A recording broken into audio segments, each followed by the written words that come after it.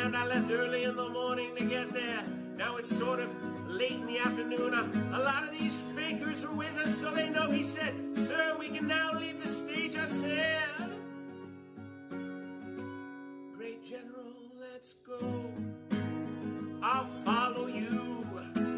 And he goes like this right here, sir, and I walked off. The stage was higher than this one, and the ramp was probably 10 yards long. I said, General, now you gotta understand, I have a whole corps of cadets looking at me, and I want them to love their presidents. I did this big thing. I love them. I love them. They're incredible. And they do. I said, General, I got myself a problem, General, because I'm wearing leather bottom shoes, which is good if you're walking on flat surfaces. It's not good for ramps. And if I fell down, look at all these press back there. Look at them. This was a steel ramp. You all saw it because everybody saw it. And it was a steel ramp. It had no handrail. It was like an ice skating rink, and I said, General, I have a problem. And he didn't understand that at first. I said, there's no way. He understood. I just saluted almost 600 times. I just made a big speech. I said, for other speeches, I'm being baked like a cake. I said, General, there's no way I can make it down that ramp without falling on my ass, General. I have no railing.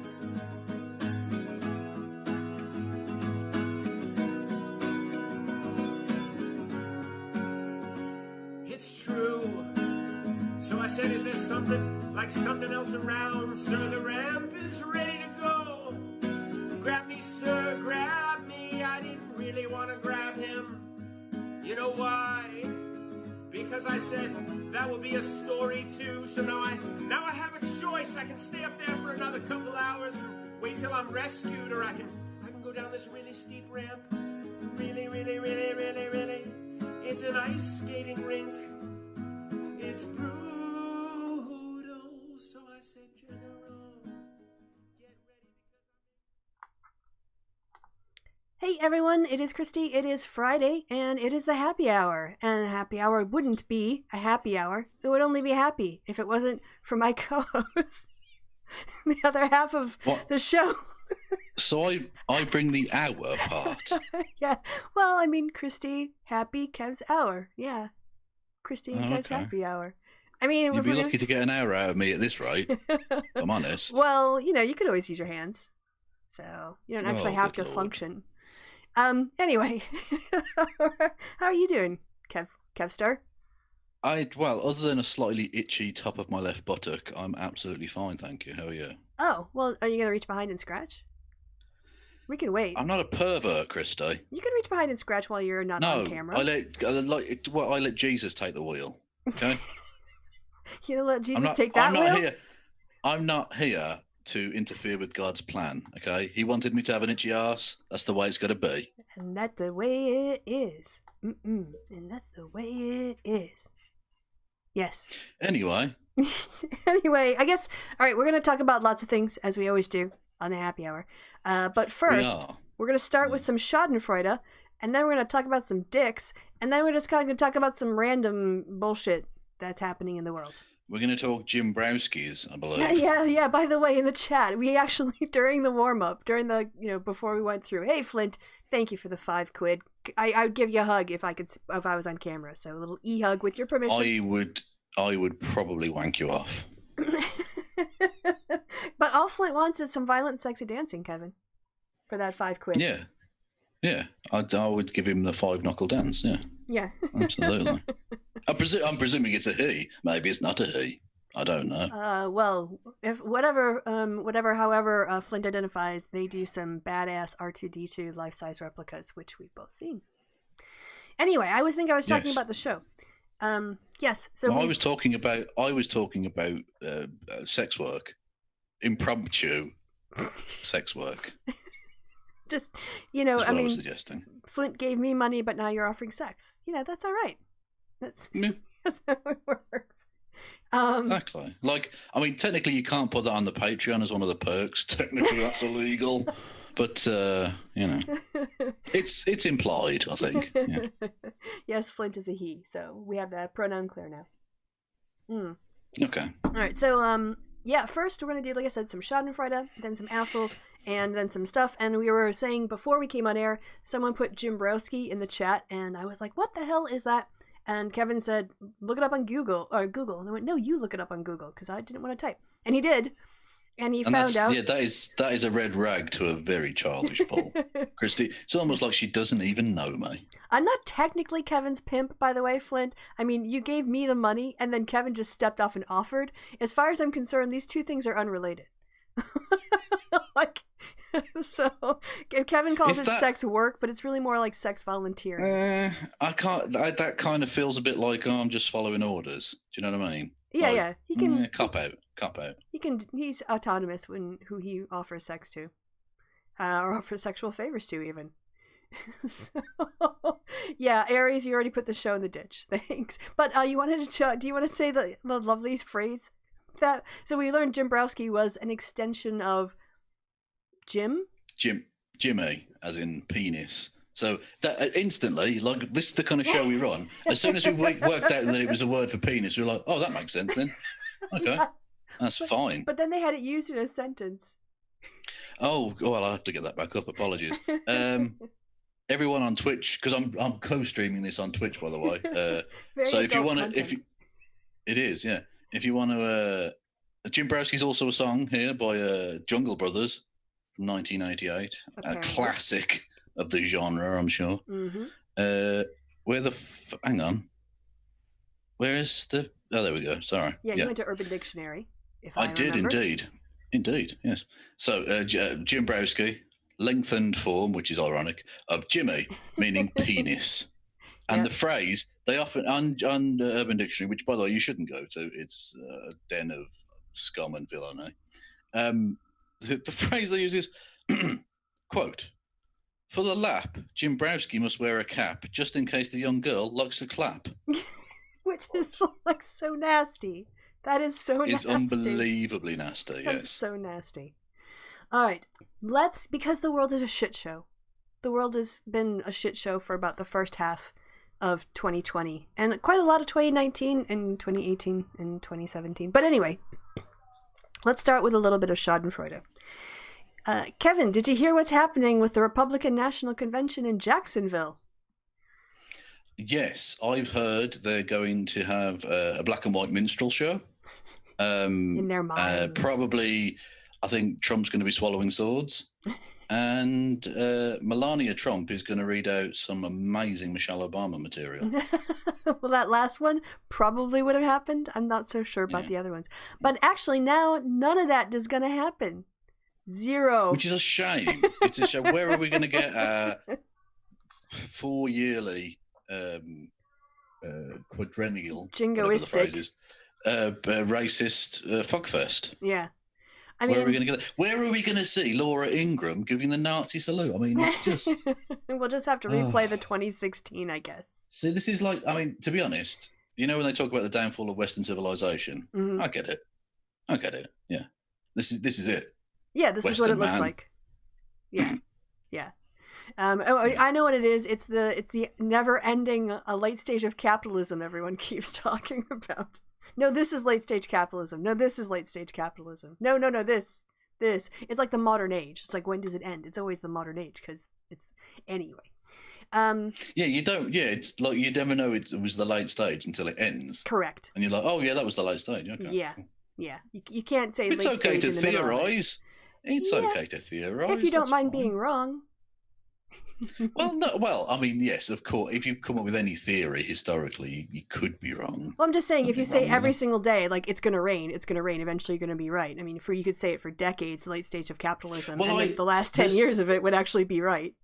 Yeah, there's something quite beautiful in a way, but also incredibly tragic because they're very much abusing people. But the people who keep going on about the doomsday, and they come up with a new date every time, and then when it doesn't happen, they just come up with a new one. Yeah, they recalculate. Yeah.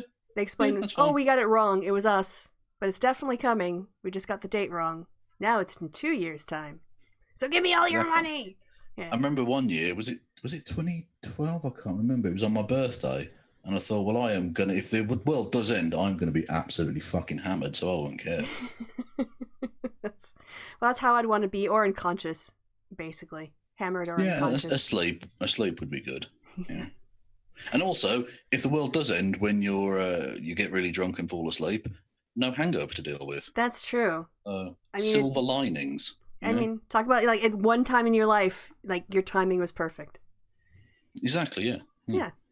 But think of the poor fuckers who just got over about a flu, walk outside, world ends. Oh, nightmare.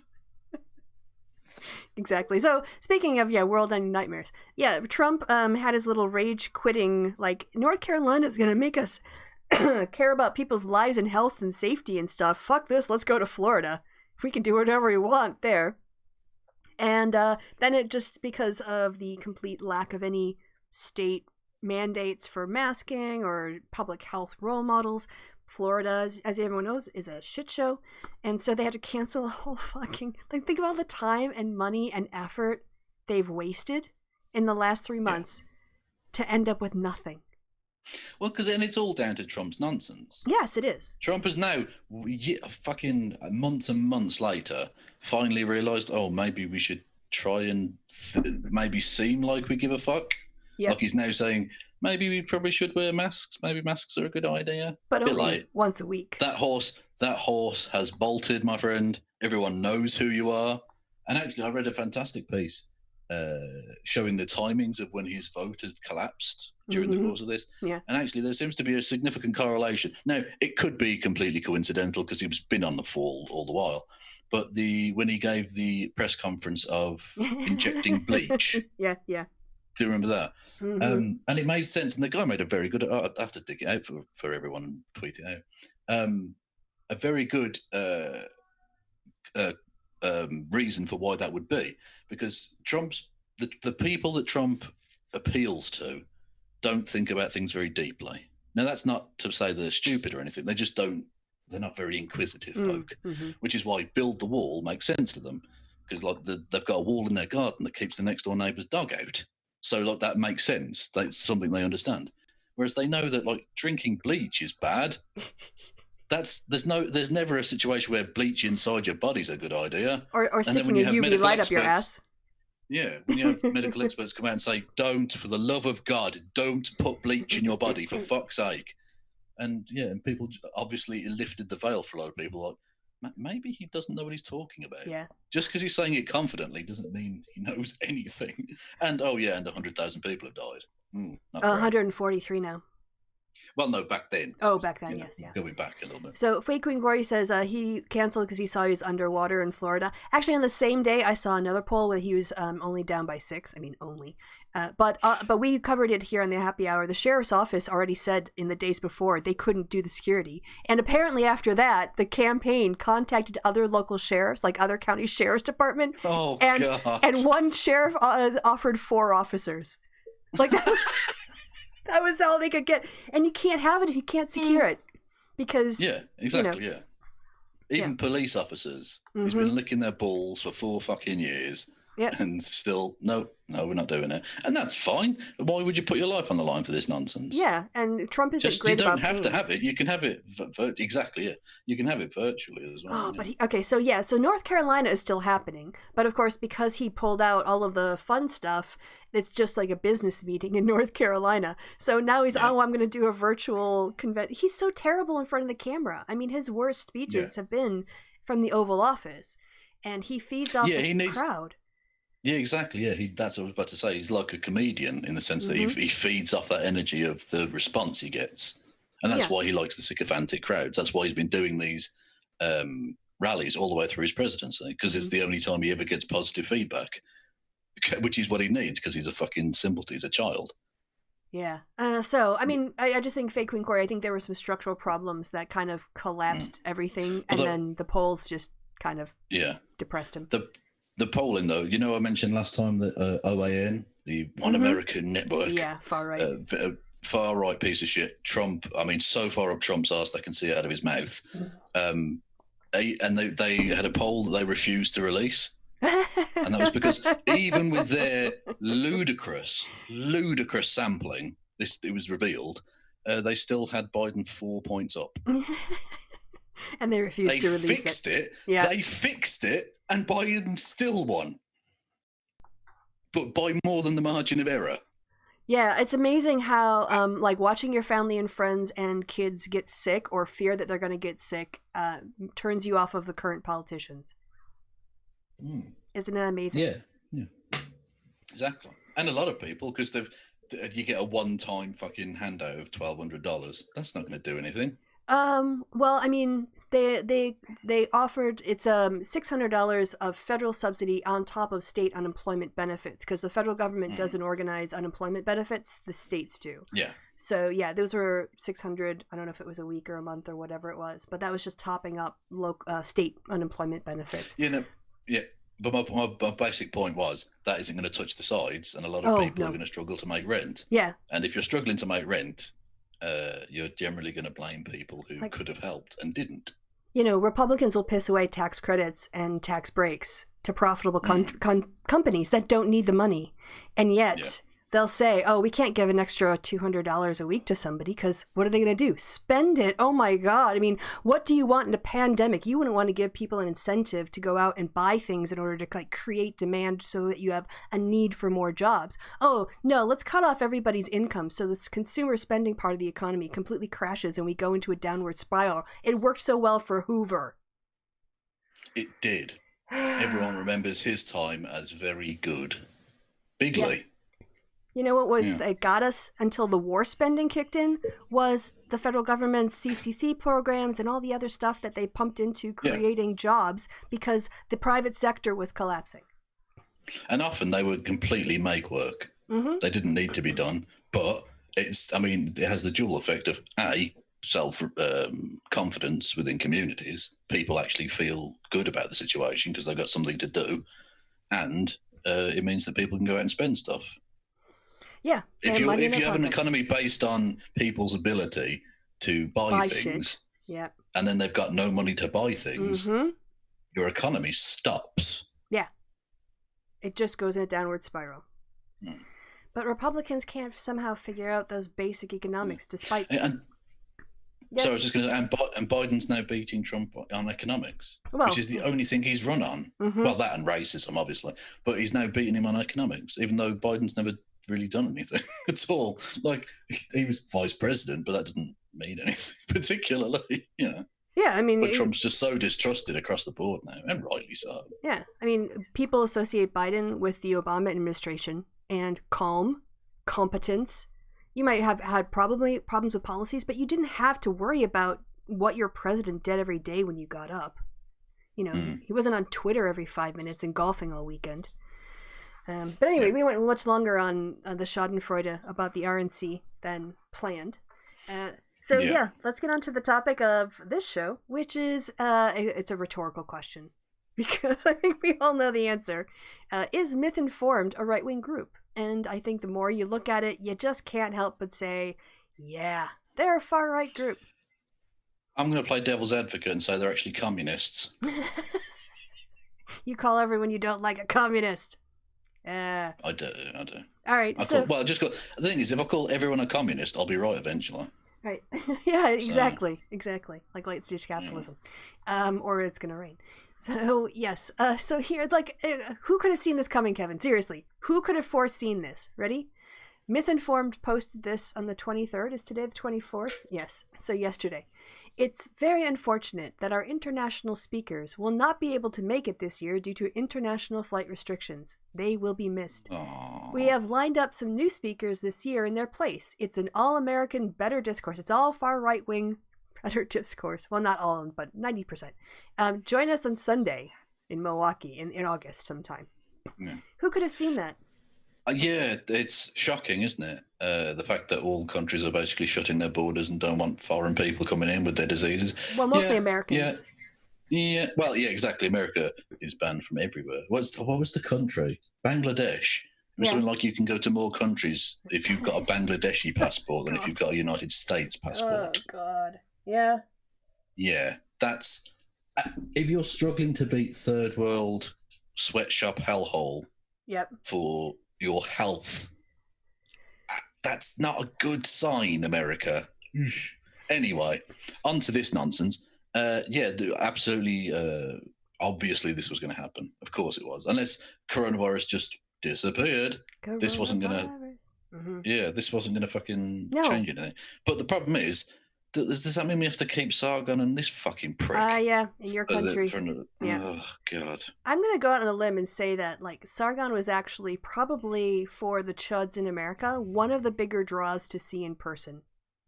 Yeah. I can't imagine anyone else on this lineup worth... Oh, because do you know how much it cost to attend the conference? For a one-day conference? 60 gazillion pounds. Oh, you're so close. No, you want to make a serious guess how much it is to attend. So, it starts at 10 in the morning, remember? Right. And doors open at 10, starts at 10:30. And I guess the after party goes till 11 p.m. So, just about... Is it just one day? It's just one day, yeah. It's just one day. Oh, okay. For one day, it can't be more than... I mean, okay, let's say dollars, right? So I'd say £30, so $40.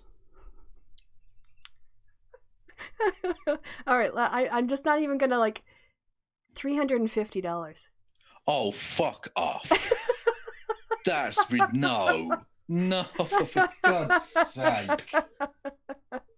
$350. That's with the after party. Are you fucking kidding me? How much does that work out to an hour? Yeah, that's a good question. If I could do that. Yeah, well, so let's say 10 to 11, so 13 hours, what's that? Just over $10 an hour or something? No, hang on. Oh, no, 20, something like that. If you just $20 an hour, yeah. Yeah, if you figure it's like a 10-hour day, that's $35 an hour just to sit and listen to idiots. Yeah, that's ridiculous. Yeah, look at that. Someone 57. Look, 50. If it had been 57, I'd be like, okay, that's a bit much, but not too bad. Yeah. $350. That's daylight robbery. And then you have to get your accommodations. Metaphorically, of course. I'm not accusing them of a crime. No. I'm just saying, spiritually, that is an abomination. Yeah. I agree. And then, of course, you still have to get your accommodation. So you need to add your hotel room to that. Yeah. And if you've got all that money if you've got 350 quid to buy a ticket for this, I've got so many bridges. I swear to God, you will love all of these bridges. Seriously. And then, of course, your travel, whatever, gasoline or probably gas because there aren't really any flights anymore in America. So you have to like haul your ass all the way to Milwaukee to not be able to troll the DNC and pay $350 quid to go to fucking Wisconsin. Jesus. And you know how they were getting when they were doing their Mind stuff, they were getting canceled because people would contact the venue and say, "Do you know a bunch of white supremacists are coming to your venue?" And they'd be like, "Oh shit, canceled." So this time, after you buy your ticket, you're not told the event location until 24 hours before it takes place. So you've just got to turn up in Milwaukee and hope it's roughly on the right side of the city for you. Yeah. Well, they say Otherwise, it's downtown you've got like somewhere. a fucking... Oh, okay, yeah. But still. Yeah, that's... Oh, Jesus. Oh, it gets better. How? How can it get better, Kev asks. Well, let me tell you. Tax? Do they have to pay tax on top of that $350? They might. I mean, Jesus. It's more just a symptom of I bet there's one of those those $5 booking fees as well, just to rub it in. Maybe. Fucking Ticketmaster shafting you. Yeah. Oh, where is it? Where'd it go?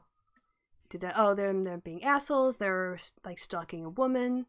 I want to try to find the tweet for it because it's better when you read it. But if not, I will just tell you. Yeah, I'll just tell you the other like little bit of juicy gossip about this. Is that because of the coronavirus restrictions, they are now limited to only having 100 people attend. And they still haven't sold it out. Oh, no.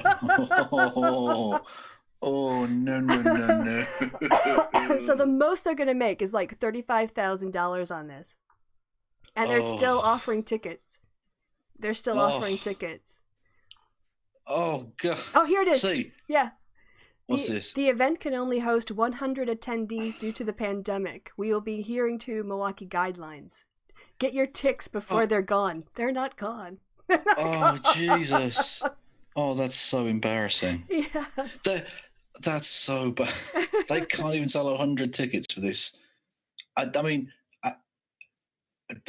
people like Sargon's fans and whoever, and okay, he's not going now, but whatever, like, they would have been interested in this. They're prepared to give Sargon money, so they're idiots and they have money.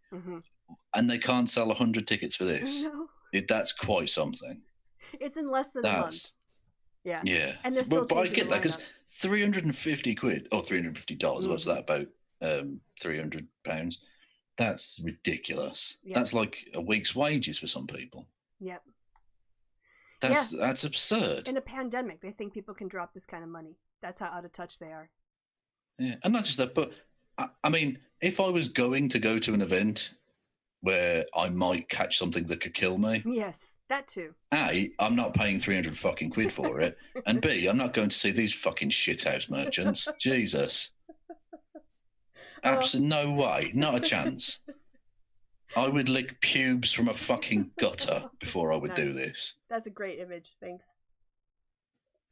Well, I want to just get it across quite how much contempt I have for these people. And the fact that you would charge, like you say, I mean, it would be bad enough if the economy was booming, but this is scandalous. At a time like this, where you've got tens of millions of Americans being forced out of work one way or the other, be it temporary or furloughed or whatever, and you're going to charge them 350 quid to come and see some fascist pricks talk shit, and Destiny, to be fair. Yeah. But still. Yeah. Like, I mean, Destiny, to be honest, if Destiny was talking down the road, I'd have to think about it. Is the weather okay to walk there? If there was a cover charge for the bar. Yeah, like, exactly, yeah. Like, would I bother? I don't know, maybe. If I'm in the mood, I'll see how I feel later. And that's the best of them. Yes. I mean, their main draw is a guy who's a total pariah, who can't get on any other platform except this one. The little bitey fish. The little bitey fish. Not a piranha. Yeah, I did a silly joke. You did. Should we watch their new lineup now? Because they're one. I guess Sargon was the only international guest. So let's play. I want to see. Yeah, I want to see what dregs of humanity from America they've managed to dredge up. Who is Sargon's replacement? Yeah. Who's Sargon's understudy? All right. So let's play. First, let's play. Who the fuck is that? And then we'll look at the topics. Okay? Okay. All right. We're not going to listen to it, but so, oh, damn it. It's just this annoying music. I'll just turn it down. So there we go. The big straw is Destiny and Milo. Oh, so Milo, because he lives in America now, doesn't he, Milo? Yeah, he's in New York, isn't he? Oh, okay. Or Florida. Is it? I thought it was California. Whatever. He's somewhere. Yeah. As long as he's not here, I'm happy. I'll get the fuck out. Yeah, so the Southern Poverty Law Center just, I think in the last week, brought out a 3-part expose on Jack Posobiec on what a fucking anti-Semite he is and how he likes to hang out with Polish white supremacists. Yeah. A really terrible human being who... I mean, this sounds spineless and pathetic. Like, they're going about the word cuck in its colloquial sense. Donald Trump must be that. Because Jack Posobiec stood out in front of Donald Trump's New York house, which technically is a skyscraper, but whatever, with "Rape Melania" on a sign to try and smear protesters, of course. And Donald Trump has retweeted this man. Yeah. A man that had a sign that said, "Rape your wife." Mm-hmm. And yet he'll still retweet cool him. Like, how spineless are you? By the way, on your piranha joke, Orion says, Kev, that joke bites. Fuck you, Orion. That was pretty clever. All right, so they have got a guy who's... I'm only joking, by the way. I realised that was quite... that came across like fuck you, you piece of shit. Like, damn it, I didn't think of it, is pretty much what you were saying. No, I was just generally being abusive. Okay. It's one of the reasons I'm so popular on YouTube. I've been so successful, you understand. All right, so there's that piece of shit. So we've got Destiny and then 2 pieces of shit so far. Yep. I figured this Nico House. Oh shit, I made notes. I made notes on all of the people that are speaking, and they're in the other room. If I remember correctly, Nico House is a person who likes to... Go and get them. All right, hold on. You talk to the audience. Don't try and remember. Okay. I'll talk to some people. All right. I'm just going to... I think I'll probably just verbally abuse Orion. I think that would be the appropriate response. Tell them about our movie night. The only acceptable response. Kristi's just shouting stuff. That's helpful. Thank you, Kristi. Anyway, how are we all in the chat? Actually, I should check on my my chat, shouldn't I? Is there anyone watching me on what? Yes, there is one person. Anyway, okay, right. So, yes. Nico House, he hates the DNC and Hillary Rodham Clinton, but he loves Tulsi Gabbard, and he's a hardcore burner. So that's Nico. Oh, okay. He's interesting. Yeah, when you're a Tulsi Gabbard fan. All right. So that's Nico House. Oh yeah, Perv guy. You know him. Yeah, guys who likes to wank over children's cartoons. Will Chamberlain. Oh, gotta go back a little bit. Ever heard of Will Chamberlain? Is he related to Jobber Chamberlain? Nope. I don't even know. Jobber? Isn't a jobber what you do in the toilet? That's a jobber. How dare you? We're talking about former baseball legend. Oh, okay. So I looked at his Twitter, and he likes Charlie Kirk tweets. And he is... Well, I do, but duped. In probably a different way. Yes. I mean, he unironically liked them. Yeah. All right. So I like them because they're the perfect pastiche, the perfect vignette of American conservative madness. Yeah. Okay. And when I went to Will's Twitter here, he'd put up a video about explaining how it really wasn't his fault that his organization got duped by someone pretending to be somebody else. So, you know. Well, anyone who unironically likes old tiny face is probably not the smartest. Yep. All right, who's next on we're talking low IQ. Justin Gibson, where is he in my list? Oh, here? Gibbo. What's Gibbo up to? Oh, I've got a note here about Justin Gibbo. You want to know what it says? Go on then. It says nobody. Oh, that's worse. I was expecting Nazi or something. That cuts, Kristi. Like, all I can find about fascist piece of shit. No, he's just nobody. The only thing nobody. Yeah, the only thing they wrote about him is that he's recently got a degree in some sort of like STEM field. So he's just some prick. I think so. Yeah. Oh, mate. I couldn't find anything else for him. I just put you are. I mean, they're scraping the bottom of the barrel, and then he's not even in the barrel. No, he's not a part of the barrel at all. No, in whatever barrel establishment this is. Yeah. I don't know what. Yeah. All right, let's keep going. That's about as damning as it gets, really. Oh yes, Gibbo. This is Karlyn Borysenko. Yes. Do you know anything about Karlyn? Because I was asking Brian Edward because she's on a panel. She was added to the panel on racial equality. Do you know her background? I don't know. I've never heard of this person, but she's wearing a Red Sox cap, so I'm sort of inclined towards this person. Yeah. Can I? But they're probably garbage. To be fair. Can I cure you of that super fast? Please do. All right. Let me find conservative white. Yeah, I'm trying to figure out her background. Where is... I'm looking for her videos. The story of... she's the SJW knitting woman. Oh, is she the one who was about the knitting... Okay. And she's a psychologist and author. Well, she says so, yeah. Let's look at her most recent video series.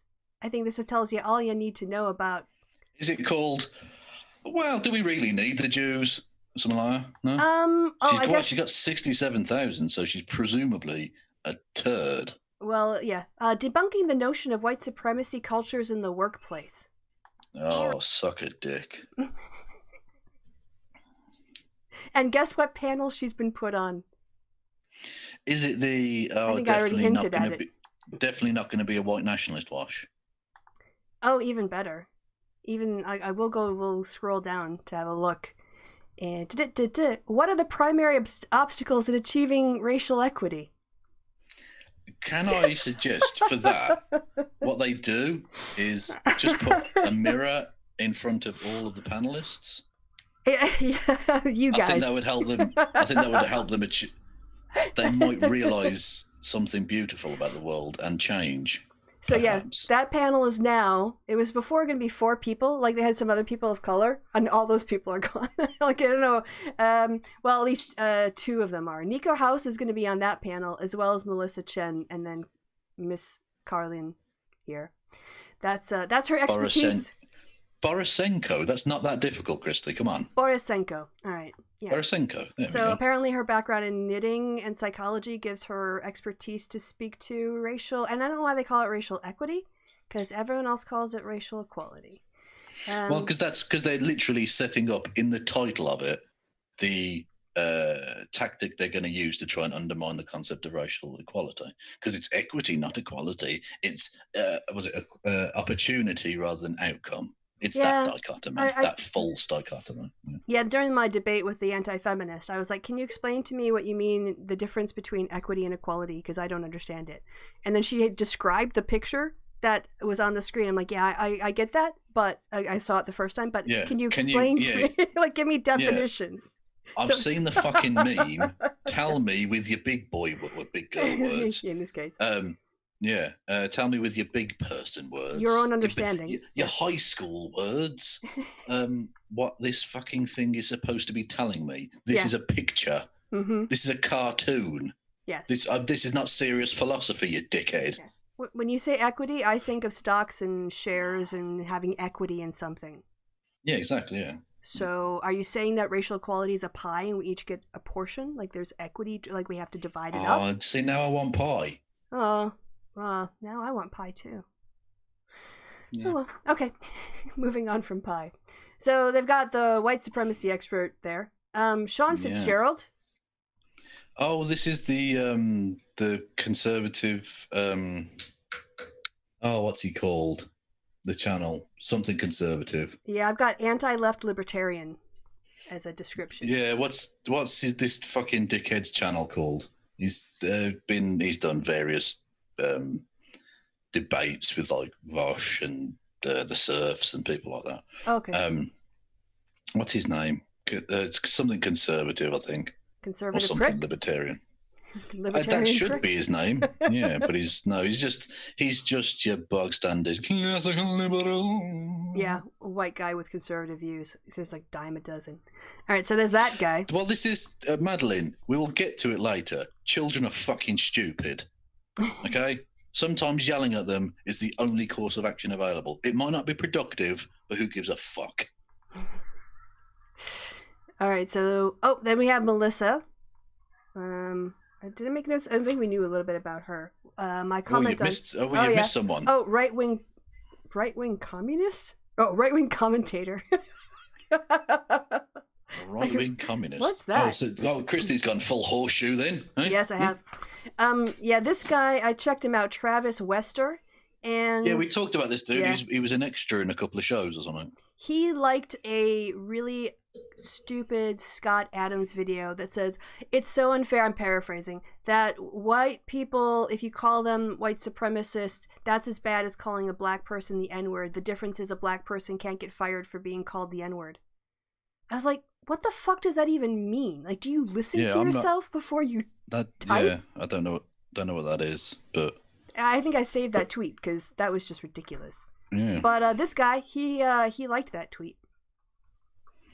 Well, again, fitting in well amongst the intellectual behemoths on this list. Yes. Far right scum. Sydney. Oh, we already talked about Sydney. Sydney Watson, yes. Australian/American. She's got a very strange mixture of accent. It slips in between Australian and American. It's very off-putting. Anyway, yeah, she's a far right piece of shit. My note. Interestingly, recently tried to weaponize a general accusation she'd made that she had been content warning here for sexual assault talk. She claimed to have been raped, which I'm more than happy to believe, but she tried to weaponize that to attack Muslims because supposedly she knew that the guy was Muslim, even though she says she doesn't know who he was. Yeah, okay. I've got MRA grifter as my note here. Yeah, she's certainly that. But I would suggest she's more than that. I think she's a far-right operative. Okay, fair enough. I'll take that characterization. Elijah Schaffer. That's got to be Schaefer. Come on now. Sure, why not? Well, actually, Schaefer would be a E, unless you have the umlaut, but maybe they don't do it. I didn't have this guy on here. Well, this is American, isn't it? Oh, there he is, Elijah Schaefer. Oh, he's from Blaze TV. Oh, right. Oh, okay. So he's yeah. Glenn Beck's little bitch. Okay, good. Yeah. Good. Yeah, we're seeing all this diversity. Again, the intellectual powerhouses going so far, toe-to-toe. The most left-wing person has been Destiny. Oh God. Well, what was I going to say? Yeah, presumably they've limited it to 100 people, not because of coronavirus, but because the high-level ideas. You can't have that many people in the room with the high-level ideas. It would be dangerous. Yeah, too much smart in one room. It's so dangerous. Yeah, that many bulbous brains floating about the place. Well, it's a health and safety disaster waiting to happen. Quite. All right, after Elijah, I presume they're going to have to widen the doors to get these brains through. I imagine that's how big they are. Who the fuck is this?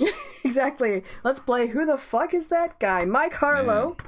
Yeah. He made a video called "Walk Away from the Left," is what I found. That's my note. Walk away from the left.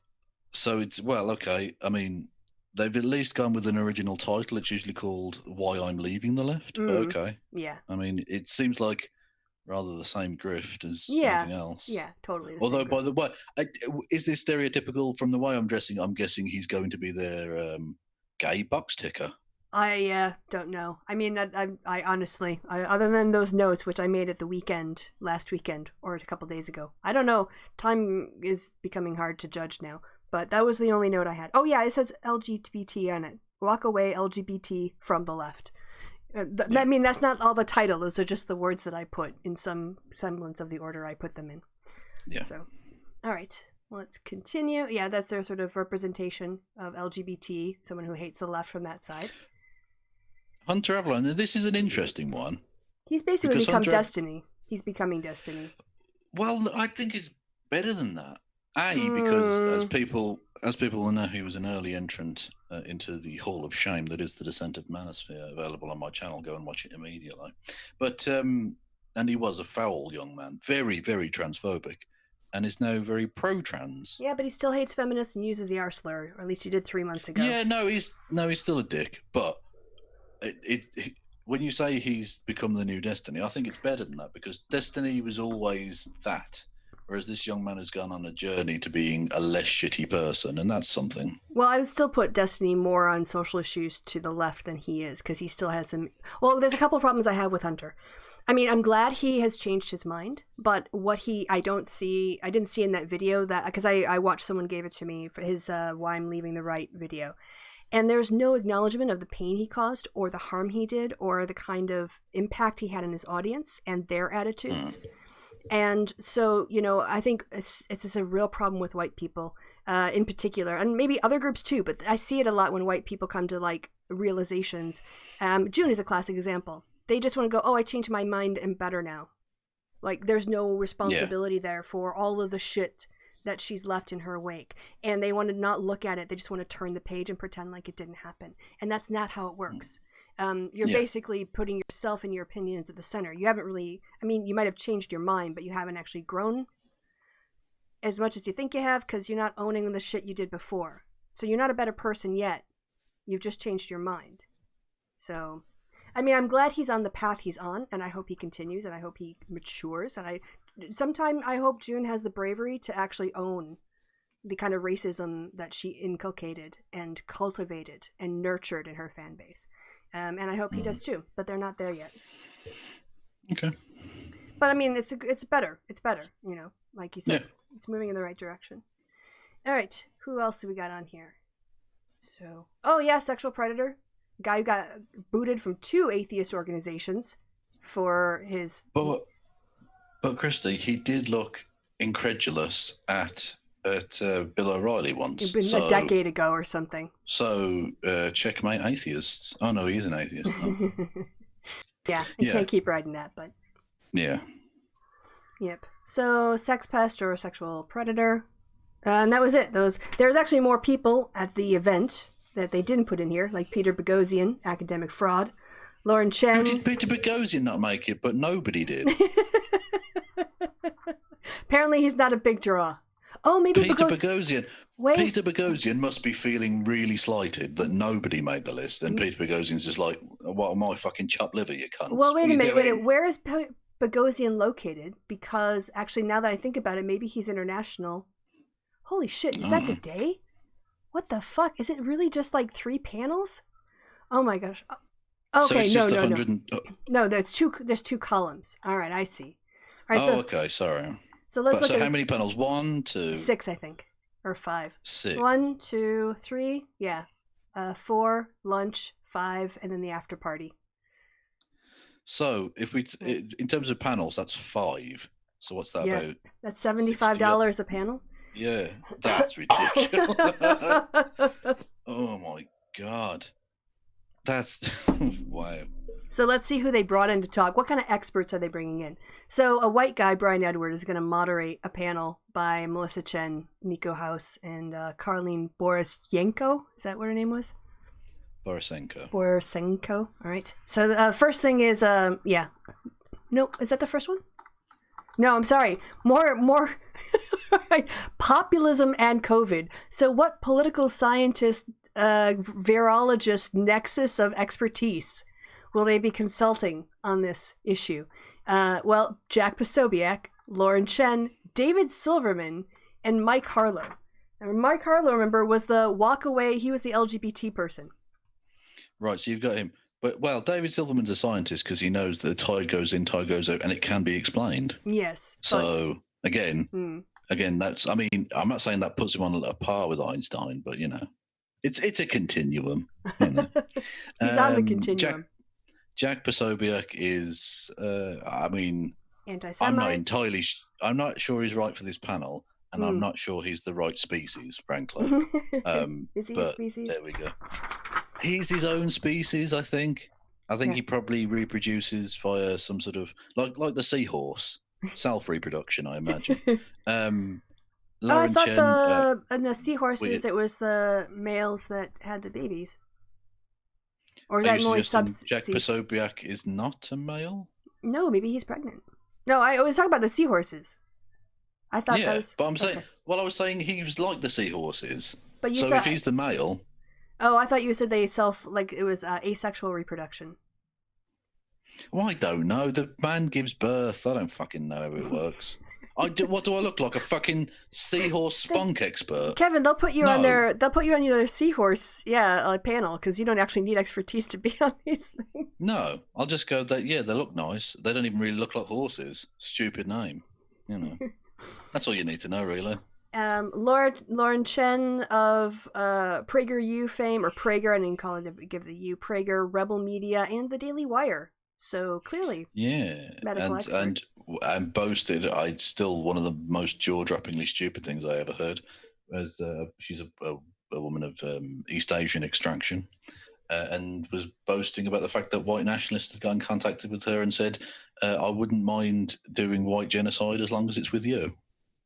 And she said that that was a good thing. That was a pickup line she liked. Great. Yes. Okay, so then next comes at 12:30 because you get a 15-minute break after, just to let the deep thoughts sink in. What are the primary obstacles in achieving racial equity? We already covered that one. Then we move on to what are the reasonable limits on and restrictions on immigration? So they're going to have Brian Edward again chair that. Sean Fitzgerald is on that one. Who is he? Sydney Watson, the virulent Islamophobe. Yep. Yeah, that's going to work out well. Yeah, she's definitely got some interesting ideas about immigration. Fitzgerald is the anti-left libertarian. Justin Gibson, he's the nobody. And Elijah, where did Elijah go on my list? Elijah Schaefer. Oh yeah, Blaze TV. Blaze TV. So Blaze TV and an Islamophobe are going to talk about reasonable limits. The Blaze TV guy might be the most left of those people. Well, I think the nobody He's might. far right. Well, yeah, but who knows? That's what I mean. He's a wild card on the panel. We don't know where he is. All right. I'm going to say he's a communist because, again, if I say it every time, eventually I'll be right.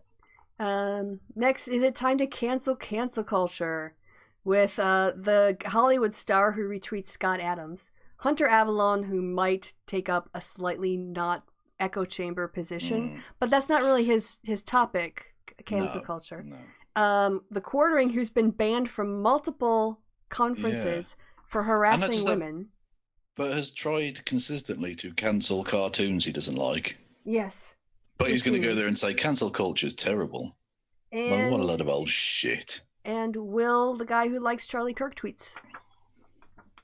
Well, fun times for all. So, like a Scott Adams fan and a Charlie Kirk fan. The Quartering must feel slightly slighted by the fact that Stephen Bernal the second gets his online moniker in quotation marks. The Quartering nowhere to be seen. Nope. He's not. And then, of course, sticks and stones may break my bones, but can words actually hurt me? And that's the pariah. That has to be Destiny. The dumbest piece of shit title I've ever heard. Yeah. Like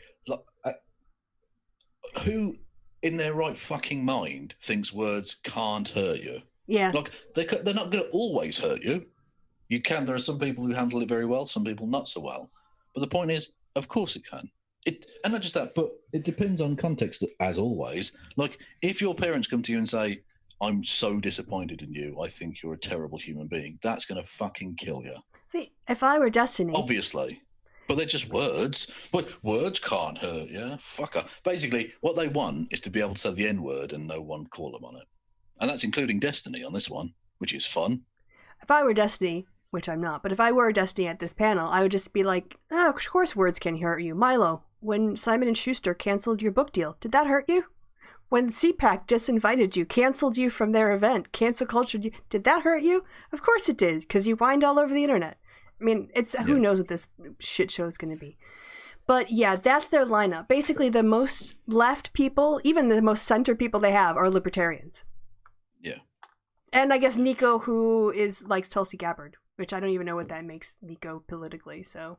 A twat. Yeah, I'll go with that. Anyway, yeah, to Taku Anthony in the chat. Yeah, Peter Coffin did back out, but has been bitching about it ever since. Because, he's a big-brained individual. Yes. And Madeline, yes, I think we can cancel culture. I'd like that. All right. Well, as we organized earlier, Kevin, after I did the MythCon thing, we were going to swap over and do your bookmarks. Okay. Yeah, we can do that. Okay. Can I just check, is my stream's still going? The bit rate is absolutely off the charts. Glad Delicious. To hear it. So glad to hear it. Now I'm down to 20 BPS or whatever the fuck it's called. Anyway, so yes, I can do that. Right. I need to screen share. You need to be. I need to be able to. Oh, you're right. I didn't give you the permissions because there is so much to do. Okay. Don't yell at me. All right. Okay. I didn't. No, I know, but sometimes, most of the time, you do. I was preventing it. Like, don't yell at me. Okay, you're all set.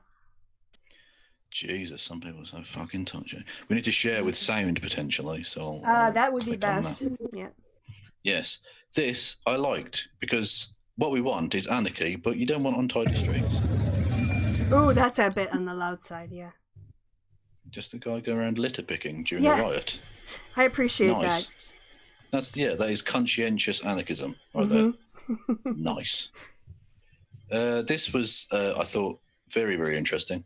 Tobias Harris of the Philadelphia 76ers basketball is coming back as a message for the Kentucky Attorney General.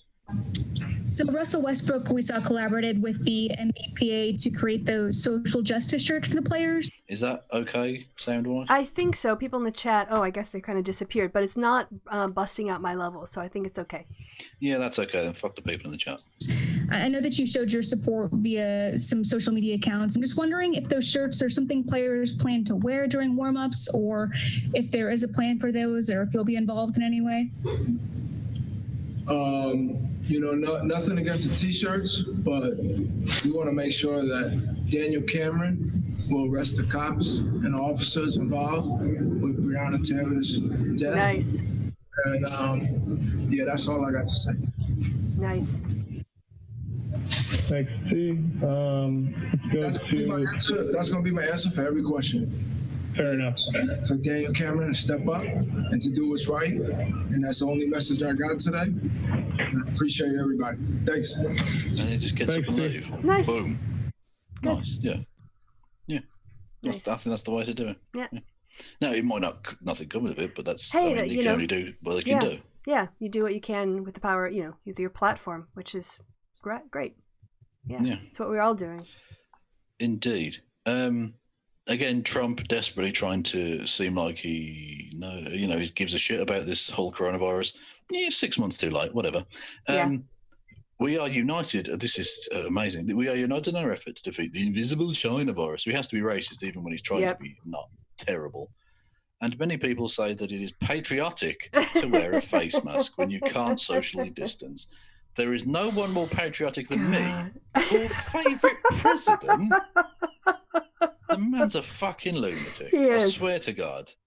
Person, woman, man, camera, TV. Yeah, exactly. Yeah, we'll get to that. Yeah. This amazing. But I love the fact that QAnon again have shown themselves to be the lackey pieces of shit they are. Because this week he has wished Ghislaine Maxwell, the pedophile, well in a upcoming court case, and has now said it's patriotic to wear face masks, both of which QAnon are deeply against, but they still support him. Yeah, I did get someone who was watching the QAnon board saying they're kind of freaking out on that whole Jazane or whatever her name is. They like half of them are like, it must be something else, and the other half are like, what the fuck is he doing? Yeah, because their whole thing is Trump's going to out the pedophiles, the pedophile rings in Washington. Yep. He was part of that. Yeah. Okay. Yes. Mike Cernovich, noted rapist, says New York Times is planning to dox Tucker Carlson in an effort to have his family killed. What? Yeah, mental. Jared Holt says there's been a year-long effort to vilify reporting work. Reporting Tucker Carlson moving from DC turns to doxing, and then the credulous figures like Cernovich are ready to rile up their supporters and foster a dangerous environment. If they could, they'd make reporting illegal. Yep. Very true. Much. The free speech warriors are idiots. Oh, I've got Tim Pool's poolidity, I think, is a good instead of stupidity. It's poolidity. Well, we both enjoy swimming in the Tim pool. There's no doubt. This is quite something. Maybe our country is in flames because we are the only ones powerful enough to stop the genocide in China. What? And that could hurt financial interests of billionaires in the US.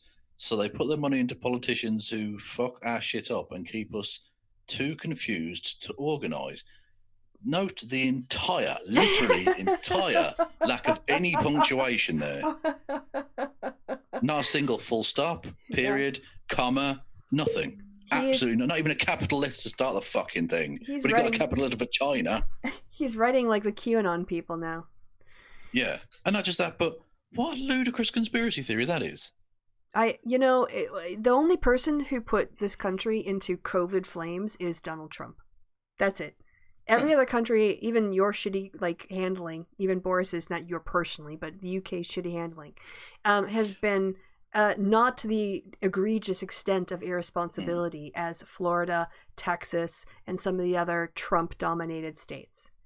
Yeah. I was about to say, I've handled it very well because talked about last time, the government decided to enforce the wearing of masks in shops from the 24th, which is, as people may know, today, even though they announced that 10 days before. So 10 days of just coughing in cashiers' faces, and then with masks today, which I did go out and wear. And I have to say, I feel a lot less free. Freedom's been crushed. In your lungs. What about if I'd wanted to break out a cracking impromptu trumpet solo? Well, I guess you'd have to go outside for that then. Outrageous. Absolutely outrageous imposition. And I mean, so far, I was wearing a mask when I went out to the shops. So far, my penis hasn't fallen off. But QAnon tell me it's going to happen. So, and if Q says it, it's true. There's already fucking British Karens, which are Laura's now because of this dumb woman online. They're not enforcing it. They're not kicking people out at all. So what is the point of having a mandatory mask program where you don't actually make it mandatory? Well, Boris Johnson's an idiot. And not just that, but ever since the Dominic Cummings thing, he has lost any respect the country had for any of those plans. No one takes them seriously at all now because the rules don't apply to him and his family. His dad went on holiday to Greece, for instance. Oh, God. That's allowed. That's perfectly fine. I'm becoming more and more convinced, Labour's not going to be able to win because the SNP does so well in Scotland, because they actually do a good job of running their government, and without going into coalition with the SNP. I mean, Labour will never be able to compete with the Conservatives in England. Yeah. They have to make a coalition. The problem there is Scotland are leaving. There's no doubt. Boris Johnson went to Scotland this week. Didn't go to any of the big cities. He went to a soup cannery, which was not really open because of the COVID, so no workers were there, and then went to a tiny little island to give a speech. Because he knows that if he went anywhere where people were, he'd be absolutely run out of town. Yep. The people of Scotland are going to leave. Boris Johnson can try and hold back the tide of that for as long as, basically until he leaves office, so it's not on his record, is basically the theory, I think. But they're leaving. There's no doubt about it. And I can't blame them for a second. England's a shit show. Yeah, I would go to Scotland if I were you. Oh, do you have the... Okay, I have the bird I roaster. might have to. Yeah, we've talked previously about people abusing verbally or in graffiti form. Yes, and the bird trolling is continued, this time with tired of being a bird. Are they tired of this? They tired of being a bird? Yeah, has anyone any takers? Look at this. There you go. Look at this. Nihilistic pigeons. They're self-hating. Yeah. Totally self-hating pigeons. The zoom in is the classic. Anyway. Good. Yeah, good job the manky swans can he read. True. Cats in tiny cat beds. Oh, little IKEA beds. is my jam.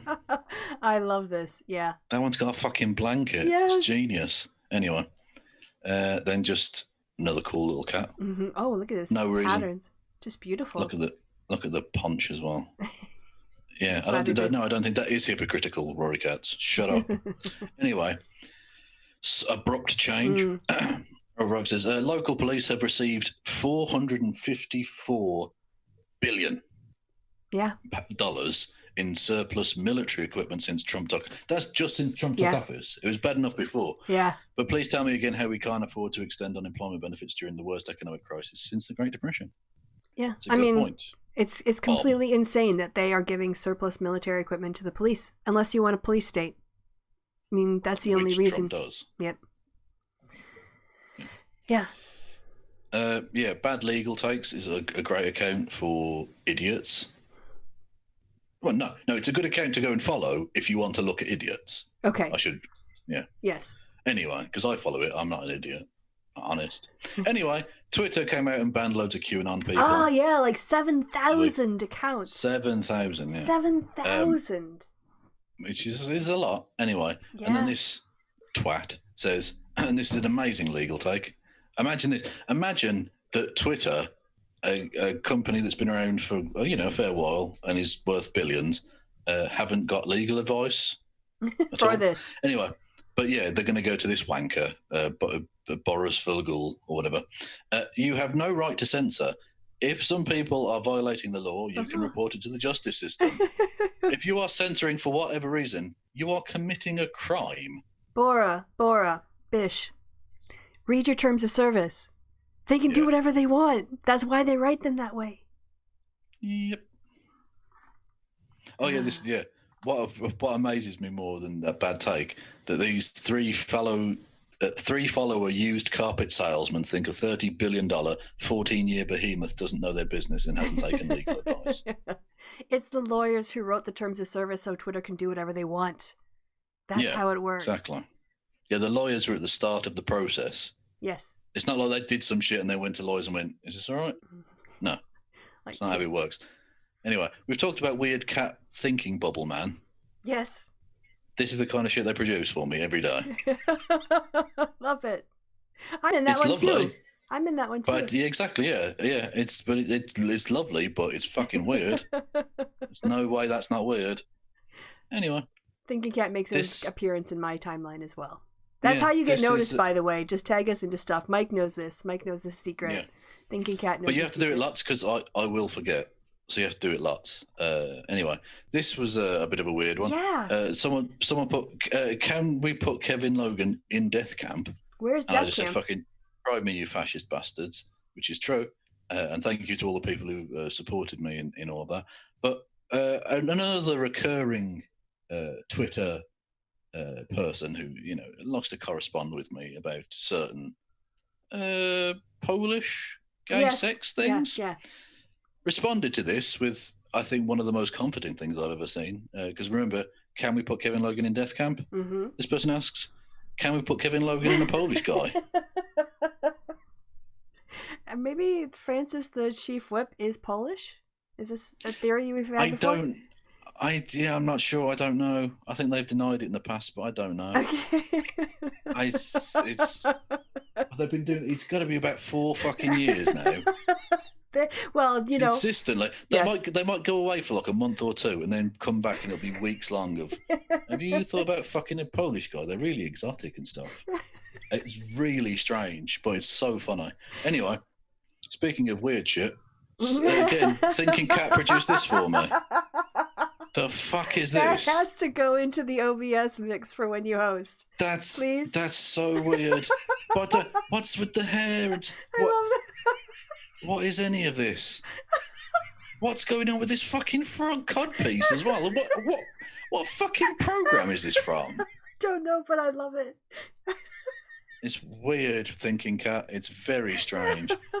Anyway. Promise me that that's going to end up in... I recognize maybe. That. I recognize that. I've seen this someplace on my D&D game. Yeah, I'm such a good friend. I really am. Kristi plays D&D, and I went and left 5 messages to help with the algorithm. That's why. Yeah, thank you. That's why I typed gooch. Anyway. Wait. Did you promise me that would end up in the when you host in the OBS mix? If I remember. Oh, save it now as an image while you're thinking of it. Fuck's sake. Because it's too good. Save image. Wherever you want. Codpiece. There we go. Saved as frog codpiece. Anyway. I could just look at that all day long. What you get up to in your private time is your business. Anyway, this was quite nice. This got to sting Donald Trump a lot. Mary L. Trump's book has already sold more copies in 1 week than Donald Trump's Art of the Deal sold in over 3 decades. That's good. Good for her. Which is delicious. Did you see Meghan McCain? Well, I don't know what her last name is now, if she's married or whatever. But she was like, if you all knew all this, why didn't you do it before? Why'd you do it when you could, sell a book? Like, why are you being such a bitch? Like, what is that attitude? And not just that, but that's what they do to try and sell books. Like, what she's saying is, why haven't you tried to be a less successful author? Yeah. Dickhead. Yep. Anyway, this is nice. Nikki Haley might be an idiot, I think.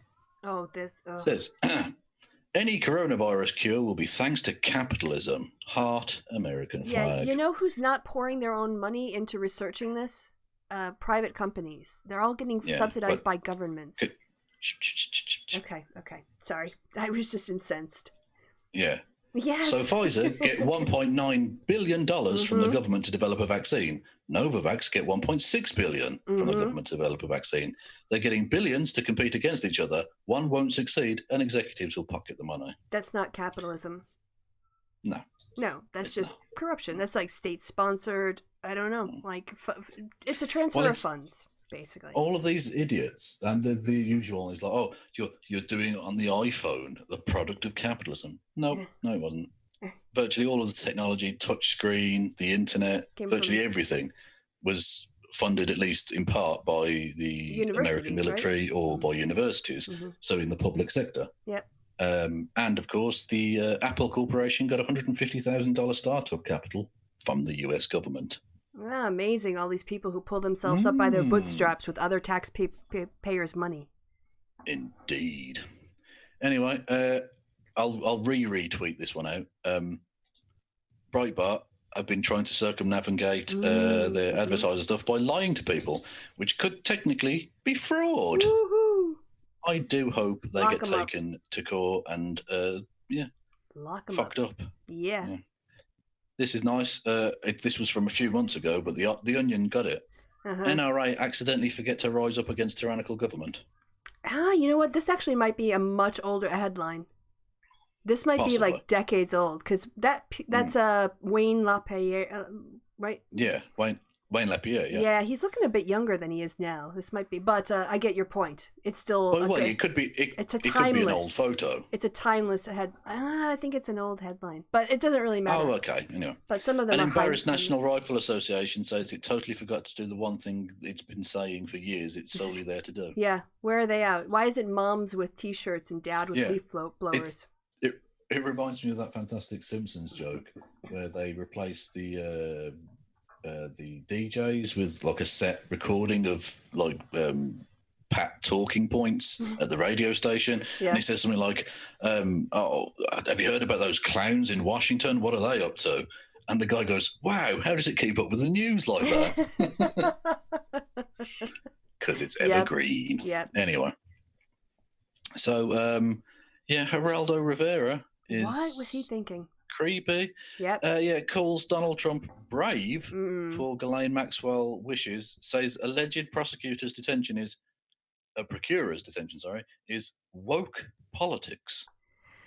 Wow. When you're standing up for people who basically hung out with people who were convicted of the crimes you're going to be charged with. That's a brave take. If you don't she didn't just procure. Apparently, she did engage as well. Oh, okay. With the activities. Oh, God. But anyway, she's a pedophile, and by all means, Ghislaine, you want to take me to court? Please do. Assuming you're not going to be dead very soon. Who knows? Anyway, yes. So as Rational Disconnect says, yes, the woke politics of arresting pedophiles. Yep. You can tell they've primed their audience for the woke thing because it's now just a big scary word. Woke. Oh yeah, and sadly I saw an academic I know using it. I'm like, oh God, not you too. All right, anyway. Ridiculous. This is odd. The George Floyd murder suspect, Derek Chauvin, is being charged with tax evasion. Crazy amounts of money he's evaded tax on, like six figures. $500,000. Yeah, $500,000. Near enough, anyway. And are they trying to pull some kind of reverse Al Capone thing here or something? Well, I think more that they've just dug into his background now that they're doing the criminal. He has drawn attention to himself, obviously, by committing murder. And so they're looking in his background and they're finding all kinds of stuff. Not just that, but on a practical level, this is a safety net for prosecutors, just in case. Yeah. He's definitely going to fucking prison. And his wife, actually, as well, because she's part of the tax fraud. Yeah, thing. She signed her name to it. Indeed. They filed joint returns. Yeah. Indeed. Cats. That cat is now 1 year old. Oh, you're so sweet. This is in Britain. We like to talk about like the Blitz spirit. We're going to get through Brexit because of the Blitz spirit. It's such a core part of the British bulldog thing. Laura Crabb says, "Feel very tearful walking around seeing people in masks. Cannot believe it's come to this." Public safety. Oh yeah, this is the same Laura. This is your British Karen. It's a Laura. They're Laura's. Yeah. She's a total wanker. She's a selfish, upper class, completely out of touch wanker. Yeah. And not just that, but I mean, if you don't want to wear a mask, that's fucked up. But you're angry that other people are? Yep. The fuck is wrong with you? Here, how about this, bitch? How about you just get Tesco home delivered and you shut the fuck up? How about that? You got enough money. Don't leave your house if you don't like masks. Don't fucking care. We don't need to see you. Indeed. This one was quite nice. we've all seen this prove you're a human, and so he was, who wants to be a president? Yep. A slightly obscure thing towards the Trump bragging about taking the easiest test in the world. This was amazing. Painful.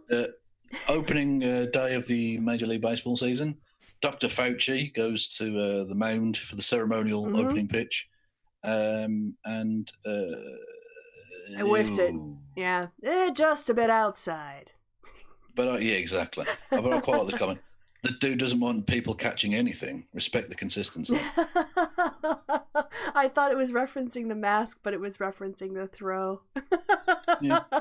Just got that. That is sweet. nice. Mm-hmm. Yeah. Anyway, yeah, just a good point. Obama didn't brag half as much about winning a Nobel Peace Prize as Trump did about passing a dementia test. Hashtag facts.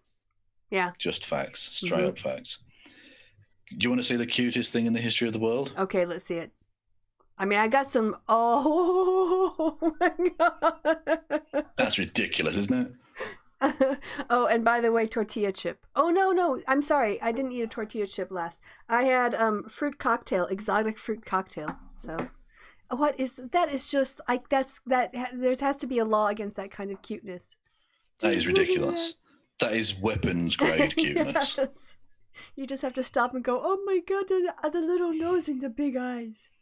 Yeah, you just want to boop that little nose. Oh, boop.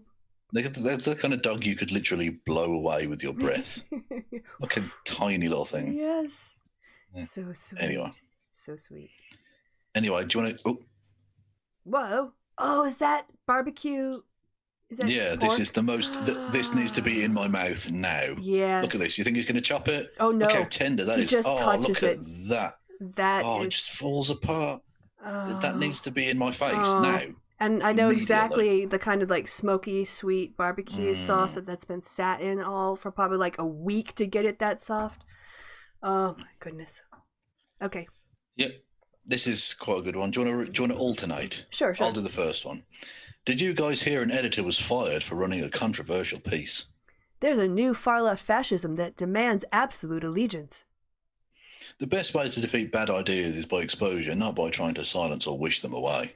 That's the very definition of totalitarianism, and it has absolutely no place in the United States of America. As they haul away somebody, yeah. As they haul away a protester, yeah. Yeah, into an unmarked vehicle and themselves unmarked. Yeah, and they tweeted that out to Matt Taibbi. Here's your cancel culture, Matt. Who's Matt Taibbi? Correct. He's a right-wing commentator. Oh, no, right-wing piece of shit. Okay. Yeah. Anyway, so, yes.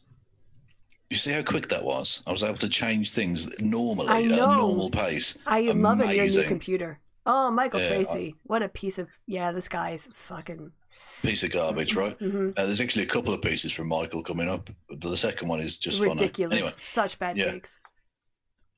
And you wonder why the online activist left is widely viewed as a bunch of antisocial psychopaths. You can't really blame a psychopath for being antisocial.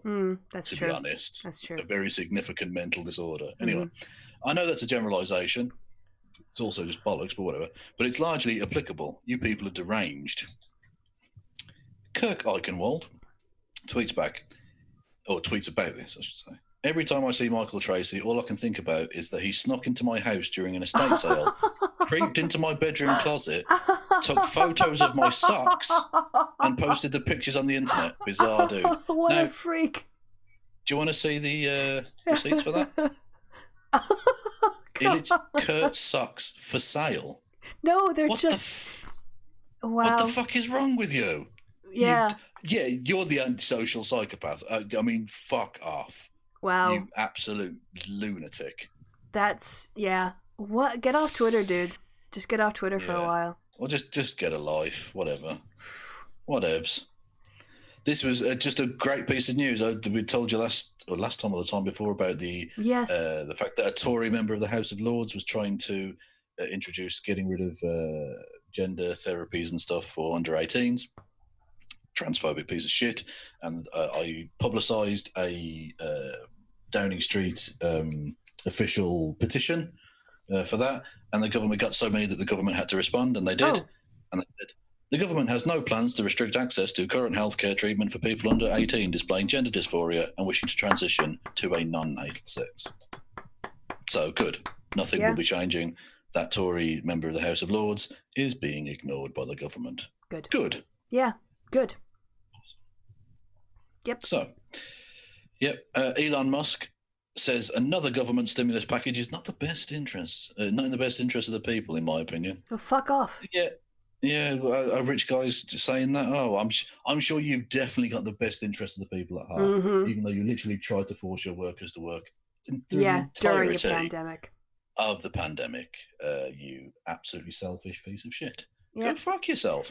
Interestingly, though, and I didn't bookmark this, but after this, he got dragged so badly. About 3 hours after this, he just tweeted, "Twitter sucks." Yeah, when people actually have a chance to tell you to your face, as opposed to like all the sycophants that you surround yourself with. Yeah. Exactly. Yeah, and but, I like that because that's a W. Remember when people used to be impressed with Elon Musk?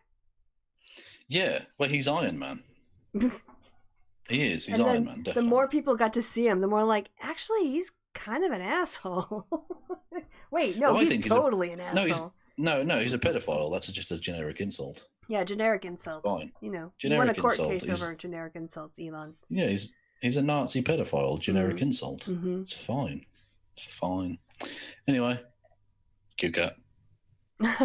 Sweet. Very cute. What do you mean I'm not helping? Look how big the ears are. Those are huge. That is a big-eared cat. Look at the stripes. It's beautiful.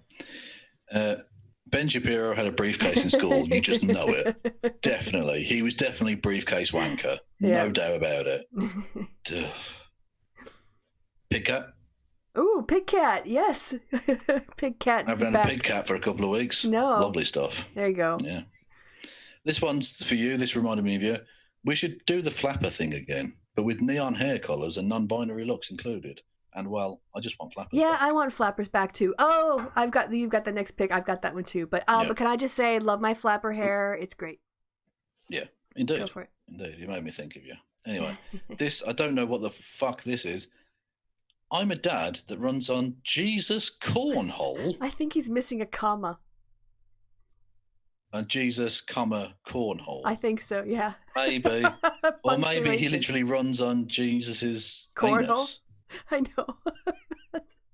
And every time I hear the word cornhole, it takes me back to Beavis and Butthead. Oh, did you just put that in your list today? Because I retweeted that earlier. I'm cornholio. Did you just put that? Did you just put that one in your list today? Because I retweeted it out I had it a couple days ago. I have no idea. Okay. I have no idea when that was. Presumably, yeah, because that was 4 hours ago, and that was after. So yeah, it must have been. So you got my retweet. I retweeted it out, and you took it from me. Did you? I don't know. That's fine. Maybe. If you go out, it doesn't matter. But yeah, you'll see it in my thing. Yeah, things have changed in the world because this is, again, opening day of Major League Baseball season. This is the Yankees and the Washington Nationals, which we just saw the opening pitch from. Amazing stuff, Doctor. And yeah, look how much difference it is from 2 years Colin ago. Kaepernick. Yeah. Look at that. All of them. Every fucker. Amazing stuff. That's progress. Yeah. Donald Trump swore blind that he wouldn't ever allow this. This is outrageous. He's going to cripple the ratings. Yeah. No, he's not. No, he's not. He's got no power here. Yeah, you are on the wrong side of history, Mr. Trump.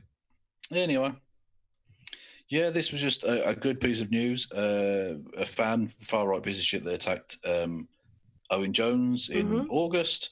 Finally, he and his 2 accomplices who got suspended sentences, the accomplices, they all pled guilty, but it took this long because of coronavirus, obviously. But the guy who actually kung fu kicked him, apparently, although I don't know if he knew kung fu, but you know what I mean, he kicked him in the back for no other reason than he's left-wing and gay, Mr. Jones. He got 2 years and 8 months for that. So good. Yeah. Yeah. Good. Awesome. This, no real reason other than buff marks. Okay. There you go. Paul Morin's a very good YouTuber. You should go and check him out. But I just like buff marks. Okay. Amazing stuff. Glad those pecs and that beard. I mean, you Piers think Morgan can fuck off. You're trading up. Well, I had some Mitch McConnell waddle for you earlier, but when we get to mine, but Cassandra Fairbanks, far right piece of shit. Again, I'm a Red Sox fan, so this is initially bad, but gets a lot better. Real Americans are Red Sox fans, and Yankees fans should be deported because they were taking the knee and all that shit. That's the Boston Red Sox. Yeah. Fenway Park. Black Lives Matter. 250-foot sign on the side of Fenway Park. That club has gone a long way. They've renamed Yorkie Way, which was named after a racist that used to be the GM and stuff. That club has come a long way. That is beautiful. Anyway, and she says, I'm really planning to get my socks tattoo covered this week. I'm that done. Bye. Yeah, bye, Felicia. Yeah. Be missed. Like, you know, look, most of the players are black. This is it. You do know that, right? Like, what's your problem here exactly? What's so offensive to you that Black Lives Matter? Why is that such an offensive statement to you? Because it should. If it doesn't bother you, why are you even commenting on it? Yeah. It's only if you don't think Black Lives Matter that would be offensive. Indeed. Having previously talked about children, this is quite beautiful. This was art explained by a 4-year-old. A little girl, 4-year-old, says she knows what drawing is. Quote, you just think something and then you run lines around your think. Right. I love that. Now, that seems really cute, but also, that doesn't make sense, dickhead. That's rubbish. Children are fucking stupid. Well, you know, Michelangelo. Around your think, complete sentences. Fuck's sake. Unacceptable. This is how you get into the situation, America, by encouraging idiots. I love that. You run the lines around your think. That's beautiful. I think it's great. Children should be seen and not heard. All right, moving on. The real map of America. Oh, yep. Corn, cheese, corn, KKK and incest. And then, not just that, there are 3 sections of that. Yeah, then in between that, racism and food. That's New Orleans, right? Is that Georgia? No, New Orleans is racism and Creole food. Oh, right. That's Georgia, right? In Atlanta? North of... Yeah. Okay. Racist cowboys? Yeah, something like that. Gays and vegans in California. Satan. Dysentery. Twilight. Oh, because of the TV show or the movie. Lobster. Potatoes. Jay-Z. Italians. Fresh Prince. The entirety of Pennsylvania is Fresh Prince. I don't know what Detroit Become Human. No idea. Don't know what that is. No idea. Chirac. Okay. Yeah. Ohio ? Anyway, that's the real map of America from now on. Go-go music, where's that? Hula, go-go music Go-go music, yeah. Virginia, I think. Yeah, and then, Virginia, yeah. Hula, Kahlua, and Maryland. Hula, Kahlua, and volcanoes. Igloos. And there's bikinis and cars, just the tip of... And they've managed to make Florida look even more like a cock, which is nice. Well, I've got a foreskin situation. I know. Anyway, this is lovely. Michael, as Thoughts on says, owned. This is funny. Portland activists snatched my phone out of my hands as I was live streaming. Portland, even, not Poland. Did I say Poland? Apologies. I think so. I heard that. Okay. That's all right. Go ahead. Russian activists snatched my phone. No, I'm only joking. Portland activists snatched my phone out of my hand as I was live streaming and would only give it back to me if I recited the phrase Black Lives Matter. So I did. They then threatened a physical attack and chased me away. One whipped some kind of beverage at me. Fun times. Oh, gosh. Oh, wow. Yeah. Oh, poor thing. Got some You're beverage a racist on piece you. of garbage. You went into an obviously dangerous situation. I don't know what you thought you were going to expect there. Really? Come on. Anyway, this might not be the Captain America, but it's definitely my Captain America. Aw. Oh, he's upside down. Yes, upside down face. So sweet. Beautiful. That is beautiful. And I am done. Oh, that's you done. Okay. Yeah. Do. All right. I don't think I will need that long because you've covered a lot of mine, especially when I retweet things and then you snatch them out for me. I'm just joking. Yeah. All right. sharing. There we go. Screen chew. Should be on now. All right. Get to my bookmarks. Yeah. LeBron James is putting in like... LeBron James. Yep, like he's donating 6 figures and doing other stuff to help pay off people's fines in Florida so that they can finally vote because they've served their sentence. But the Republican shits in Florida won't actually let them vote until they've paid off all their fines, really paid off their debt to society. So a bunch of people, it's the Restoration Group that helps people pay off their fines. I actually donated to them last year. So awesome. This is just weird. This was, the White House says Stephen Miller's grandmother had mild COVID in March, but made a full and quick recovery. That's odd. She died on the 4th of July, and the death certificate says COVID-19 led to her death from respiratory arrest. Wow. That's, why would you lie about that? Because it's a COVID death. See, so they're just trying to hide everything, yeah? Yep. Oh, right. Yeah, Thinking Cat also. Here's a bunch of right-wing pogs. PragerU, or Prager, because they're not a U. Leftists are telling children that climate change is going to kill them. Because it is. And everyone they know. And then places those terrified kids in front of cameras to beg for their lives. Want some propaganda? No. I mean... Also, she's an adult now. Like, have a bit of respect. Fucking hell. They want to, yes, infantilize kids, except when they want to put them on anti-abortion marches and stick a sign in their hand. Then it's fine. But yeah, actually, climate change is going to really destroy a lot of people's lives and kill them. So it's actually true. Carl continues being a complete numpty. The data is in, and it appears that the coronavirus lockdowns were not effective at preventing the spread of COVID. But You're an idiot. Yes, he is. But we did manage to destroy the economy. Actually, no, Carl, it was just the way that you guys did it in Britain by not doing it for 2 weeks and then doing it half-assed and then not having masks and not having good leadership. So it's complete fuck up. Yeah. And again, you'll notice it's all of the populist nationalist governments that fucked it up. Yep. Like yours. Reasonable. Yeah, as Hungary, Italy, not so much, I suppose, but they're kind of populist. Brazil, America. Yep. But look at how Merkel did. Yeah. There's sensible countries like Germany and New Zealand.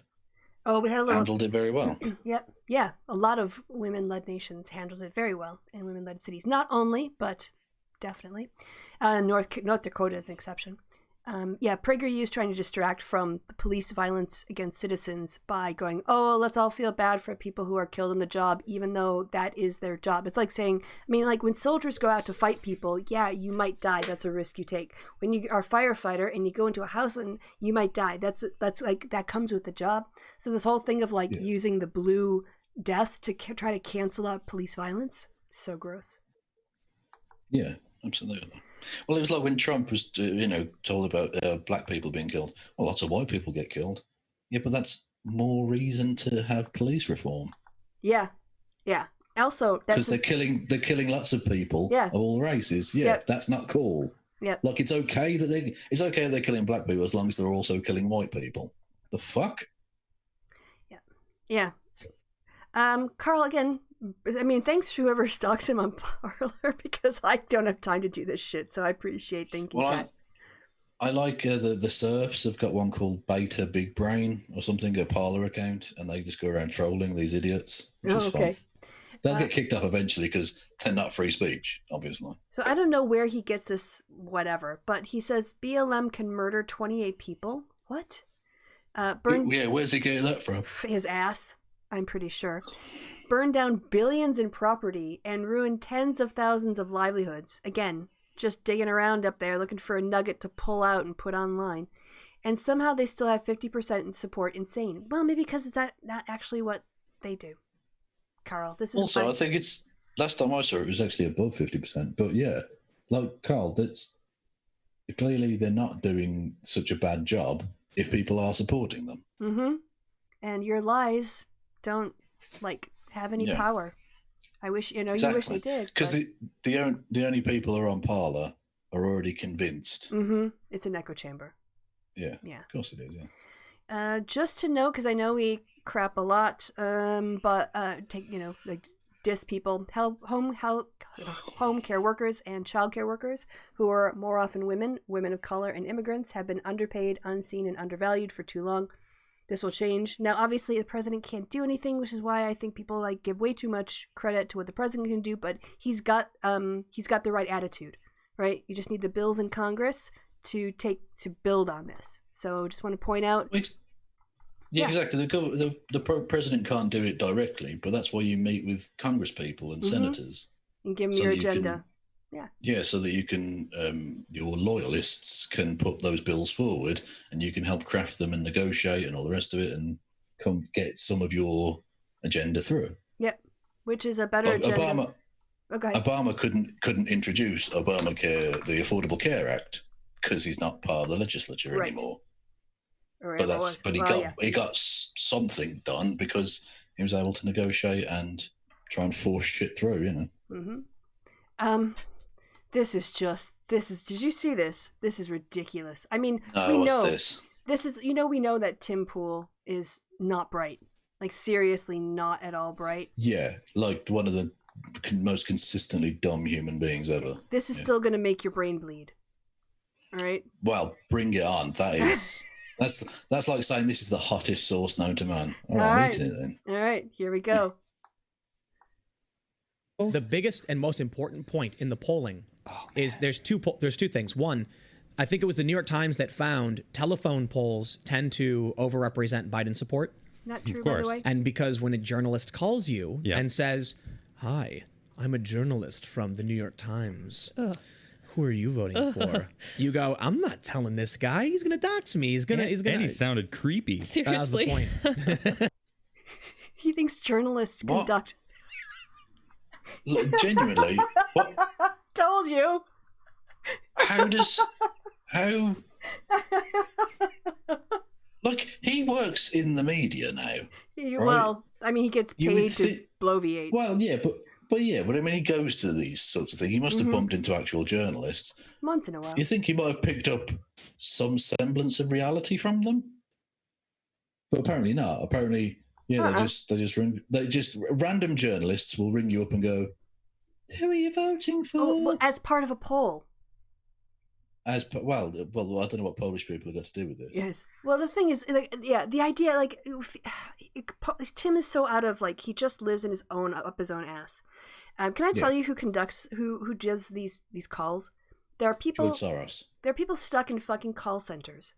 There are robocall machines that what they do. Well, at least this is how they did it back in the 90s, and I can't imagine it's gotten any more advanced since. But they'll random digit dial people. And if you actually get a real person as opposed to an automatic hang-up, then they'll try to get them to complete a survey. And they'll get hung up on, they'll get sworn at, and they'll probably spend a miserable evening trying to find out people's attitudes. And they'll be successful 4 out of 10 times, in terms of the total numbers, if they're lucky, which is why it's... So, also, younger people support Biden more than Trump. And people who are online support Biden more than Trump because most of Trump's support comes from seniors. So no, when it comes to doing telephone calls, landline calls, you're not going to get more Biden supporters because it's people over the age of 65 where, in the white community anyway, that's where Trump has his biggest support. So Tim is just he's ridiculously, I can't even with this guy anymore. He's wow. He just lives in his own little bubble up his ass. One of God's special little people. He is. All right, so just to say how the GOP is cratering, we've got Kelly up in Arizona, we've got Cunningham up in North Carolina, and Maine, we've got Gideon up over Collins. So it's not just Trump. Good. Yeah, well, did you see one of the Electoral College polling? They had states like Missouri as toss-ups. I saw, was it Iowa and Ohio? I do have something from the godless Iowan who has something on that. Mad. Yeah. Absolutely mad. Yeah, well, mass death will do that, Grandpa from Olympia, Washington drove to join the Portland protesters out of his dismay. He brought his leaf blower to combat the tear gas. Good stuff. Yeah. That's what you need. Now, old people with leaf blowers. I mean, I think, so I am quite happy that they're protesting the federal police. But someone did make a good point, and we pointed this out before. Portland has turned into, it started out as Black Lives Matter, and it's turned out being about like white people and doing their thing. And I mean, I understand it's evolved because of Trump's interference, but I think there just has to be kind of a level of self-awareness that we don't forget the full reasons that even started this off, you know? Like, we kind of almost, in this situation, BLM is now in the background, and it's more about, you know, people like this, which is, you know, again, I'm kind of torn on this because there is a good point to be said, you know, it's white people show up to be allies, and then they just take over. Well, yeah, but I mean, it's difficult to have done anything else. Like when you're literally facing down fascism, the niceties of how this got started is sort of irrelevant, right? But because you're literally all in it together at that point. Yeah, if all in it together means what people want to talk about. I mean, I'm not saying that. Well, no, it's not even what people want to talk about. It's literally defending their right to. But okay, it's just that I'm saying that this is a situation where the start of it was supposed to be about putting the focus on Black people and Black lives, and shouldn't that remain the focus, even if we're talking about standing up to a fascist police state? I mean, that's kind of police violence was the whole thing, but it's been taken over by white moms and white dads. Now, again, I'm not saying that it's wrong. I'm just saying that when you're trying to be an ally, it's something we should be more mindful. That you can't say, okay, Black Lives Matter, now you need to take a back seat because we have this other issue to deal with. We have to find a way of incorporating these things together and make them synergistic, not choosing between them. So it's just like, okay. I'm not trying to convince, I mean, I'm struggling with this myself. So I just don't want to discount. I don't want to discount when I hear Black voices saying, hey, remember why we started this? Now y'all are doing. Yeah, but the situation is obviously dynamic. I mean, I don't want to get into a big thing about it, but I'm not struggling with it in the slightest. Okay. I am. Anyone fighting directly back, like the discussion should be about Black Lives Matter, yes, but when you're literally facing down tear gas canisters, the niceties of, are we centering Black people at this specific moment, sort of goes out the window. I don't think activism is about niceties. I think they're all one issue. But again, we'll discuss this at a later point. All right. Oh, I think we're moving to complete cuteness thanks to Thinking Cat. Now you think the cat wouldn't like that, right? Oh no, more. Slidey cat. Oh, Rory cats would eat me. Again. Oh, bless him. That's lovely. Yes, patiently waiting for her royal transportation to the tall part of the kitchen where she can sit in her little hammock. There you go. Aww. That's where she likes to be, up high. She doesn't want to have to bother getting up there by herself. Oh, okay, again, just to prove that Trump is moving people to the left. You know Rick Wilson, conservative, former Trumper? Right? Yeah. So Tampa Bay Rays tweeted out, today is opening day, which means it's a great day to arrest the killers of Breonna Taylor. That's pretty badass. Which Rick Wilson retweeted with mad respect and got 7,000 likes. So, I mean... very, very odd. Yeah, I mean, they're shifting. I mean, racial justice is now becoming about American liberty, you know, in certain conservative circles. And I think it's worth noting that and celebrating it. Yeah. Colonization. Okay, anyway, yes. Thanks, favorite Queen Corey. This is a QAnon, a Karen. I don't think we need to listen to her, but they exist. Oh, yes, this is great. We don't have to play this as well, but Trump's campaign press secretary called Fox News polling fake. And then Brian Kilmeade was like, oh, don't call us fake. We're not fake. Well, when things are going so bad that even Fox can't deny it, and now Fox are fake news, Trump's got nothing. Yep, I think I've got... He's got nothing. I got the little bit here where Brian Kilmeade... Joe Biden supporters won't even click on a link to watch him do a Q&A. It's absolutely embarrassing. We have the momentum. We know we're going to do well in November. I just say I know the people that do the polls. They're not. They don't do a fake. They do a really good job. They might not be accurate in the end. I don't know. But they do a great job. Doesn't accuracy determine? Well, no, the people are great, but doesn't the accuracy determine how great it is? I'm not saying they're Nostradamus, but I'm just saying they're math and they're professional. So I just don't call them. Fight. But does this man understand what that is? No, I mean, the accuracy doesn't mean it's not fake. You can be honestly wrong. Yes. Like, you can go with the data you have, and the data can, but doesn't mean you're lying or you're fake. Yeah. Yeah, exactly. You're just, oh, God, these Trump drones. Yes. Just embarrassing. Please, the American needs, and when I say, I was going to say purge, I don't mean literally, but I mean spiritually purge this poison out of its system. Yeah, fascism. The fascism. Yeah, these people, these 4chan pricks who have taken over the federal government need to go. Orion says, tell Kevin he needs mods for his Twitch. Nazis are popping in. No, are they? Okay. I would go because I followed your channel, but I'm a little busy right now. How do I do mods? I don't know. It's Twitch. It's your thing. Apparently. Okay, we'll wait until Kevin sorts his stuff out. No, well, I can't do it for this stream anyway because I don't know what I'm doing. Yeah. You can maybe clear them out later. Yeah, we'll do. Yeah, sorry. You'll just have to put up with it for now, and then I'll ask someone how to do mods because I don't know what that is. Apologies. Yeah, sorry. All right. So Nate Silver here is dragging Rasmussen. This is saying it's sort of amusing how Rasmussen just brazenly doesn't give a fuck about publishing outlier polls showing Trump at 49% approval despite long history of overrating how well Republicans would do. So he's looking at all of the, and I was just going to, because we talked about this last week in terms of some shitty questions, but when it comes to their ratings, it doesn't really matter. Fox News gets like a bleep B+, and Rasmussen gets a C+, but they're probably even worse than that. I mean, that's probably being generous. Oh, this is adorable, Bambi and Thumper. Oh, look at that him. film made me cry. Oh, me too. They kiss.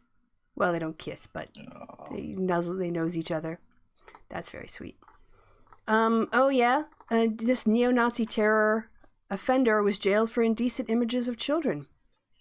That happens quite a lot, doesn't it? It's almost as if people who make a big deal out of the Muslim rape gangs might have some skeletons in the closet. Yep. Maybe they're projecting a little bit. Governors in Texas, Arizona, Georgia, and Florida see their approval ratings sink. I wonder why that would be. Yeah, that's a mystery. That's a mystery. Hey, look at this. A new poll. A majority of Republicans favor requiring masks in public. Face masks in public. I wonder why that would be. Yeah, not just that, but I wonder why Trump has changed his mind then. He's following, not leading. Let's see. Oh, yes. Lynn Cheney had an opinion that apparently other people, including Donald Trump Jr., didn't like. Apparently she got dragged in her own caucus for having the audacity of contradicting the president on one issue. And even Donald Trump or Eric Trump, I can't remember which one of it is, lackey's sons, said something. And she said, well, he's not a member of the Senate caucus, so I don't even pay attention to what he says. Where are my cancel culture critics? Where they at? Where are all they at? Yes. MythCon, you're going to do a panel on this.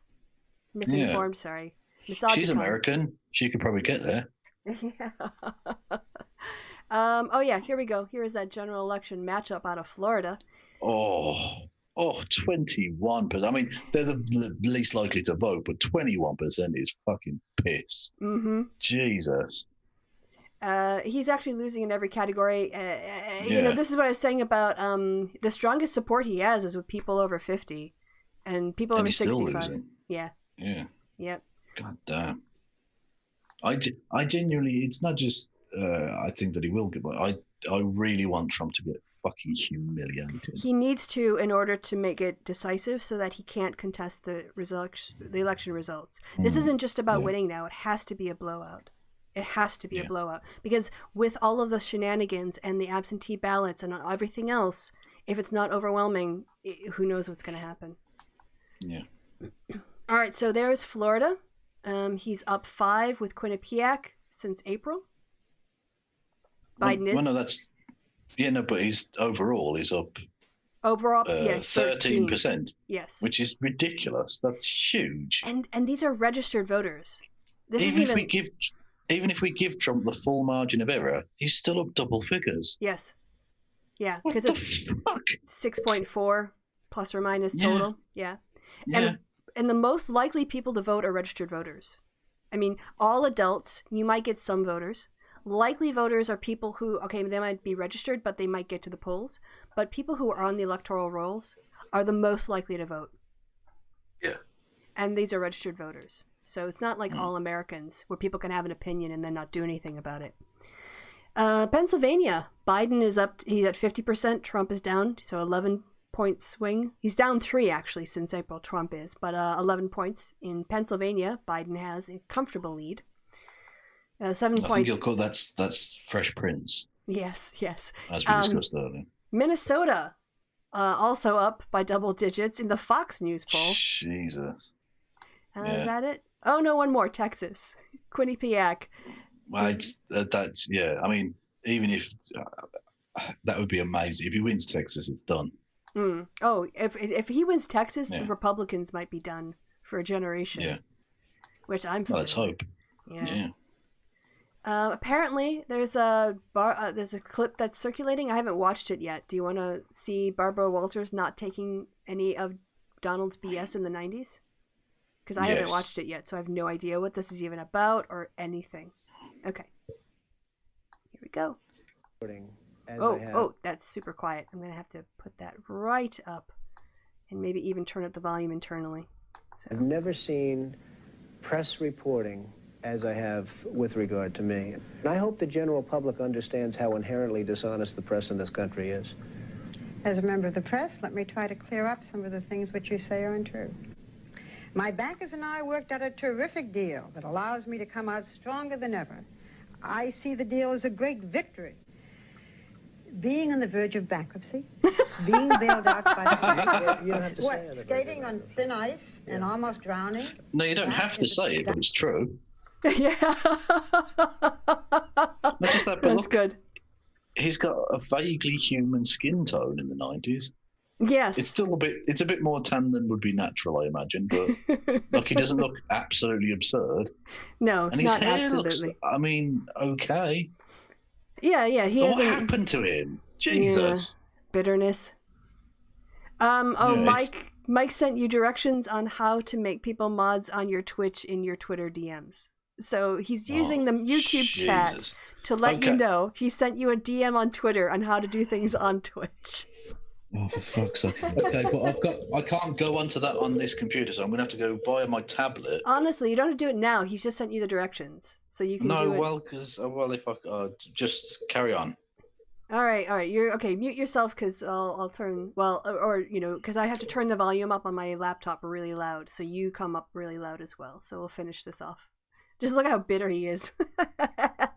That's a businessman to be admired. You say on the verge of bankruptcy, Barbara, and you talk on the verge, and you listen to what people are saying. I talk to your bankers.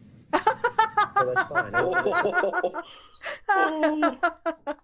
I mean, depending on which banker you're talking to, 7. What do they say? Well, 7? I don't know what the bankers have said. The plaza's a very valuable property. Everybody told me, oh, you paid too much, you paid too much. Now they're all saying, what a great deal he made on the plaza. Oh my God, that's amazing. I've never seen... Oh, wow. Yeah, she didn't take any of his shit. I love it. No, they're not. 7 of your bankers. Oh, that's great. Trump is trying to skew the census so that he only wants to only count like American citizens in it or something ridiculous, where the instructions in the Constitution require that all persons living in it have to be counted. Anyone. Yeah. I mean, not if you're on holiday, obviously, because you don't have a permanent residence. But if you live there, you have to be counted for the census. And actually, his ideas would really hurt Florida and Texas quite a lot. So. Yes. Okay, here we go. Berlin bans rally by vegan chef with a conspiracy theorist. This guy apparently is a ultra right winger and a coronavirus conspiracy theorist. He was banned from holding a rally in Berlin. Good, because that's dangerous. Attila Hildmann, apparently. Yes, Attila Hildman, which is great. Attila. Mm. Oh, here we go. You want to hear some DeSantos assuring us Jacksonville would be safe for the RNC? Sure, why not? Absolutely. Here we go. Safety is not negotiable. Like, it's going to be a safe environment. And I think you look at some place like, like that's super hard to hear because it's just somebody's TV. But yeah, that's what he tried to pull off. Oh yeah, Bugs Bunny. They've got some Bugs Bunny stamps, and I realized looking at it today that Bugs Bunny definitely kind of primed me for the idea that gender was not a binary. If you think about, like, okay, one, Bugs looks awfully cute right there, in their little mermaid outfit. But even more so, I mean, okay, Bugs can pull off a tux and look fantastic, or, all right, Be Still My Beating Heart. Oh no, that's not the one. Where's the one I wanted? They had the one of him as like the Hilda person, and I don't see it anymore. It's on my thread. I'm pissed now. Oh, maybe I've got it. I think I took a picture of it. Yes, this one.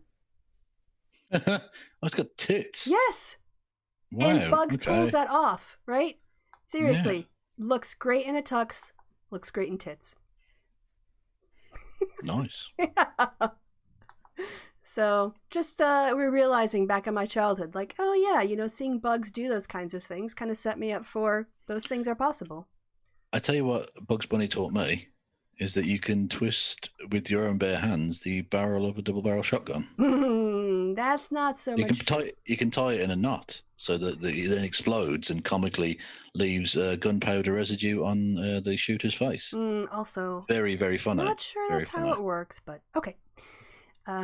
Next, this is serious cuteness, Kevin, and I'm surprised you didn't get this one. It's so incredibly adorable, but they're not big enough for the stairs yet, so she made them like little books. Oh, that's amazing. Like, should I go in the big step? No, I can't do it yet. Nope. Oh, that's adorable. Isn't it? Absolutely so sweet. They're learning. They're getting there, and they're getting their courage. Oh, look, big step by the end. But yes, that's just, they're stuck at the top. Oh, that was so sweet. Okay, well, that's this. Minnesota, we already looked at those numbers. Oh yeah, Fairfax County Board is this Virginia? Fairfax, Virginia? Yeah, DC, Maryland, Virginia, voted to rename Robert E. Lee High School into John R. Lewis High School. Badass. Yep. I mean, it's too bad that these things happen after he dies, but... True, but look at it this way. Robert E. Lee would be fucking fuming. Yes. So... Good on that. Good stuff. So I have to say, I'm really happy when I see old men, especially like old white guys, really step up in a moment. And Dan Rather, there's a lot going on, but there's a reason AOC's speech today on the House floor resonating. She said, says what for too long has gone unsaid. Silence is not an option. The moment for reckoning with misogyny and harassment in Congress and in the country is here. Here. Yep. Yeah, absolutely. Yeah. Like, she didn't put a Republican call her a fucking bitch. Yep. Yes, he did. That's professional. Yep. Tom Yo-Yo, or whatever his name is. Yo-Ho. He's a yo-yo. Oh yeah, Tom Cotton, really showing his white supremacy side, introduced his Saving American History Act, a bill that prohibits federal funds from being used to teach the 1619 project in K through 12 schools or school districts. I mean, so you want to federally mandate what states teach? Mm-hmm. But states' rights, except when it comes to the federal police. No, states' rights only counts with guns and racism. Yes, I forgot. It's the white supremacy toolkit. Yeah, exactly. Yeah. Speaking when states' of rights come to like not being invaded by random fucking Gestapo agents of the president, that's fine. Yeah, that's grand. Yeah. Speaking of which, or like trying to get rid of abortion and think, no, that's fine. It's fine. Mm-hmm. Pretty powerful artwork. Yeah. Yes. Indeed. Mm-hmm. Yeah, this was the one you were talking about. It was Missouri. Missouri and Iowa are toss-ups. No, say it properly. Missouri. Karen's. Well, it's still my favourite is they get New Orleans and turn it into one word. New Orleans. That Orleans. is fun. That is fun. Yeah. That's a bit like Edinburgh. Edinburgh. Right. People of color having their jobs policed by nosy Karens who are just harassing them for doing their jobs. Imagine and I know white people who are now putting on Twitter and I'm so sick of white people. I'm like, it's been 4 weeks. It's been 8 weeks that you've had to learn about white people. It's a couple of things. Firstly, do you think many burglars bring bags of food with them? Yeah, or know the numbers of the people in the buildings to deliver it. Yeah.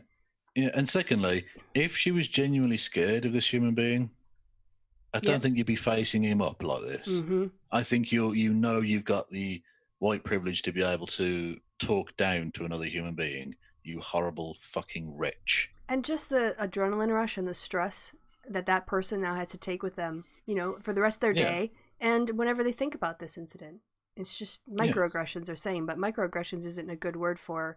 I mean, I know what it's meant to encompass, but it doesn't really convey the stress of that. Karen's again, Karening. Ladies being asked to wear a mask. Won't do it because she's white. And Chris Evans, not Captain America. Stop negotiating with these Karens and escort them off the premises for trespassing, period. That's it. With a T. Yes, with a T. Exactly. Oh, God, this is... Oh, this fucking dude. Jesus. Dave Rubin suggests what the characters in 1984 needed was a Trump to end political correctness and provide hope. I know you're doing well, so... Dave. My sweet, sweet child. David, please stop. Just stop. Yeah. Genuinely. Especially, I mean, to use a bit of a 1984 analogy, these people do genuinely see Trump as a kind of big brother figure. And they have their George Soros. Ironically, given the allusions to anti-Semitism of the Goldstein character, they have George Soros in that place as well. So they have already the makings of the 1984 state. Now, I don't think it'll go anywhere near that far. I think Americans' political and social institutions are strong enough to withstand this. But given half the chance, Dave Rubin is saying, I think, he's trying to say that Trump would go in there and sort it out. But what he and a lot of other people either don't realise or secretly would want is that for Trump to be daddy. Yeah. Well, they call him daddy, don't they? Yeah. Well, Milo Yiannopoulos does because he's weird. Or they call him the emperor, their king emperor or whatever. Yeah, the God King Emperor is the phrase they use. Oh yeah, this is AOC calling out. I don't know, and here's the thing: I don't agree with every single thing AOC says or her policies. I think she's great for representing her district. I think it's a voice that's needed in the Democratic Party because we need a lot of voices. But I am going to stand behind her and defend her, and so should every person with a good heart, because this kind of bullshit cannot. Yeah, she did a great job on this. Can I just say, I do agree with everything she's ever said, ever. Ever? That's a brave choice. Ever. And also, she's one of the great dancers of the age. Yeah, but she's probably a Yankees fan, right? No, I think she's probably a Mets fan. I have no idea. I just don't want her to be a Yankees fan. I have no idea. She doesn't seem like she's a baseball person. If she had to pick, all politicians are sports. Oh, yeah, they all... Yeah, of course they do. Yeah, they couldn't name a single fucking player on the team, but they support. They all support the root for the home team. Yeah, okay. There you go. Oh god. The federal officers, doesn't matter if you're white or a mayor, they will still gas the fuck out of you. Yeah, they gassed the mayor of Portland. Yep. And then later on, some people blew lawnmowers on him because they're mad. They're like, "Why aren't you just kicking them out?" Like, because he's a mayor and they're federal officers and. Doesn't he can't just go arrest them. do you think this makes me all powerful? I'm a fucking mayor. Yeah. Like, I'm doing all I can, and that's very little because I'm a fucking mayor. Yeah. To be fair, if the mayor had the opportunity to, or the power to seize federal officers, I think that would be something we'd have to look at. Like, I mainly deal with like fucking trash collections and stuff. Mm-hmm. Like, that's the kind of level the mayor is at. Yep. The mayor is not at like kind of vaguely anti-terrorism stuff. The mayor can't even organize the city police. I mean, that's why they have a police chief. So, I mean, I know that there are people who are frustrated, but I get frustrated with people who get mad at the wrong people. Like, if you're getting mad at someone who has power to do what you want and they're not doing it, that's fair. But if you're mad at the person who can't do what you want, then why are you mad at them? Like, redirect your anger. True, but it's exactly. Yeah, but I mean, it's easy from the outside. Maybe. To look at it dispassionately and calmly and rationally. If you're being shot at or, tear gassed and all the rest of it, you're just angry, you're just going to lash out and stuff. And that's like, I mean, it's not the wise approach, but in the same situation, maybe we'd react exactly the same way. Yeah, but give the guy credit. He went out there with the protesters to show. Yeah, exactly, yeah. So, hey, look at this. Michael Cohen has been ordered to be released, I think, tomorrow, because a judge found that he was being locked up in violation of his First Amendment rights because they were requiring him not speak to the media and not write a book on probation. For the free speech warriors and the cancel culture people, no, that's fine. Trump's awesome. Trump really cares about the freedoms of the speeches. Gonna talk about that at your Mythinformation conference? I didn't think so. Yeah, I don't know that Barry Weiss is particularly hot on this topic. I've not heard her say much on the issue since she cancelled herself. Exactly, yeah. She's too busy trying to get like pro-Palestinian activists cancelled. But she's against cancel culture, honest. Karen kicked off a flight because she refused to wear a mask. Entire plane applauds. Good, yeah. Fuck off. Yeah. You're stuck inside a plane. Put the fucking mask on, you dickhead. Yeah, it's not that hard. No, don't put it on your dickhead. That would be... That's not very... entirely on... It's not where you breathe out of. You speak for yourself. So, anyway, yeah. So why is it with these fucking white people, man? I know. Just put the fucking mask on. Like, is it that such a big fucking deal? Apparently, for some people it is. Look, I walked around with the mask. It was fine. Look, it was a bit weird, but it was fine because it's something you don't usually do. That's all. I couldn't remember because, again, time in 2020 is hard to get into discrete chunks. I had to go back and look at a newspaper to figure out when Germany implemented in all of its federal states mandatory masks in shops and transportation. We've been living like this since the 27th of April. Like when I go and get a delivery now, I'm like, oh, where's my mask to meet the delivery person to get my food? It's wallet, keys, phone, face mask. That's my life. And it doesn't, I wear it under my chin and then I put my headphones on top of it so that all I have to do when I go into a shop is just pop it up over my nose and under my glasses. Like, whereas, during that time, Britain has continued in its regular tradition of just licking each other's faces in the street. Which I think was, in retrospect, was irresponsible, really. Quite. Khashoggi's ghost writes, I just heard someone call the unidentified military personnel tear gassing the Portland moms the Stormtroopers. And that's actually perfect. Yeah, that works. Yeah. Absolutely works, yeah. So Jack Posobiec is one of the Trump's favorite new hosts, interviewed a pro-Hitler propagandist. So yeah, Jack Posobiec. There we go. Not a surprise. Here's my guy. Yeah, cornhole. I retweeted cornhole. Yeah, cornholio. Protest every night. I need TP for my bunghole. Yes. This is actually pretty old now with the Portland police. Oh yeah, this is interesting. Right. So back earlier, I guess, when was it? I don't know, June or something. I noticed that they had a white guy moderating a panel on racial equity with 4 people of color. And it just like what you're saying in your presentation is that the responsibility to solve the problems of racial equality lies with people of color. Like, you're basically saying this isn't a white person's problem. I'm just going to stand back and moderate it. I was like, so where is the white person to talk about how white people can deal with racism? I'll just say it. put only people of color on a racial equality panel, but a white man to run it, it should have said.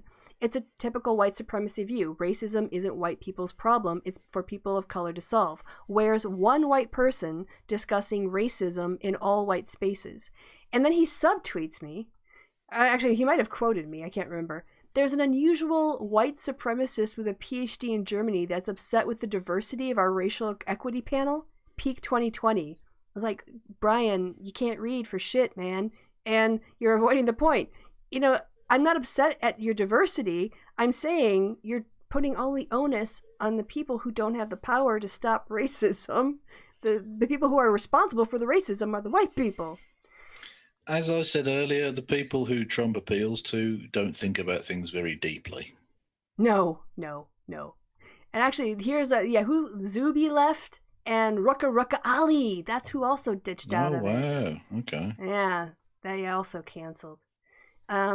And so, so when I saw they had put this white supremacist on there, I was like, I actually emailed Brian and yesterday and retweeted it. Well, you are the most evil person ever, so, you know. yeah. But basically saying, like, okay, so you put this Karlyn Subchernobloff, what's her name again? Hang on, say that again. What? So, it was kind of Subchernobloff. Dorochenko. Yeah, sure, okay. So, I was like, what's her expertise? What qualifies her? She can say her own name, I'm sure. Yes, I think that's it. Me, who is Karlyn Borysenko? What's her expertise on racial equality? Well, here it is, as we've already seen. White supremacy cultures at work. So that's who they put on. And anyway, he still hasn't answered me because he can't. But it's fun to troll them. So apparently Indeed. her expertise is defending white supremacy, explaining how it doesn't really exist.